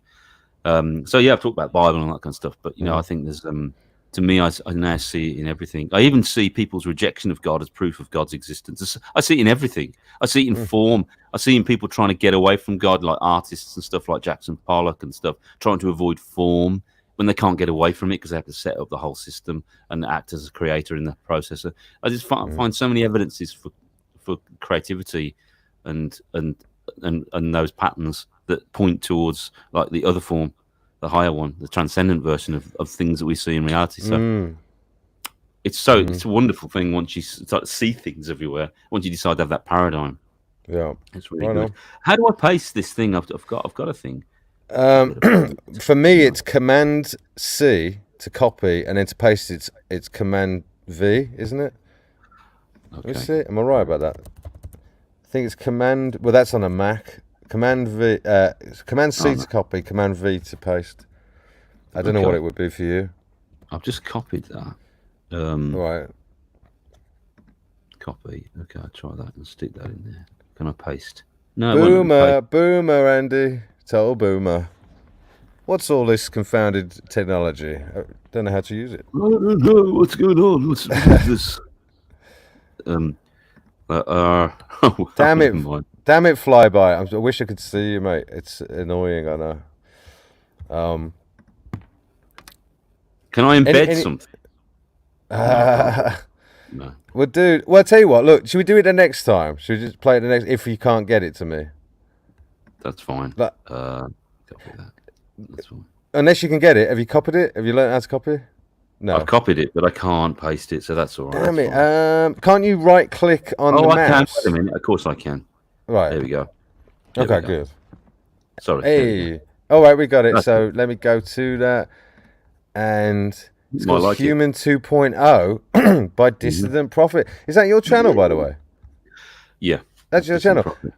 Oh, right. So actually, if everyone wants to go and subscribe to Dissident Prophet, then Oh, you know what I can actually do for you? Right, bear with me. What I'll do is I'll actually pin your channel at the top of the chat, and then anyone who wants to subscribe. There's not loads of people in the chat right this second, but you know, maybe after the fact when people watch it back, they could go and sub and stuff. Oh, Dissident Prophet. Right, I know this is like watching two old ladies trying to fucking do a live stream, everybody. I do apologise. But I'm nearly there. Right, Dissident Prophet, and then, right, that's that. And then I'm going over to YouTube to pin it. My God. Right, there you go. Pin message. Yes, indeed, Brandy. Right, go and subscribe to that while I get this video ready. Let's see. Excuse me. I think some people would get a lot from that. I think it was, yeah. I think there's moments that was sort of awesome. I enjoyed it a lot myself. I don't know. Can't tell. Well, you're an intelligent bloke, aren't you, Andy? And you really have absorbed the text. So. Right, oh man. Then. I really enjoyed it, mate. Thanks. Oh, it's a bit of cauliflower and a bit of broccoli with some nuts. That's very healthy. Yeah. Oh, it's nice. This one, isn't it? Okay, so if I make that full screen. Excuse me. Right, is the chat ready? Are you ready? Andy, if you want to mute your mic there while I play this, because I don't want you chewing over your own song. That would be blaspheming. All right, you mute you. All right, good man. And then, right then, chat. I hope you all enjoy this song. Here we go.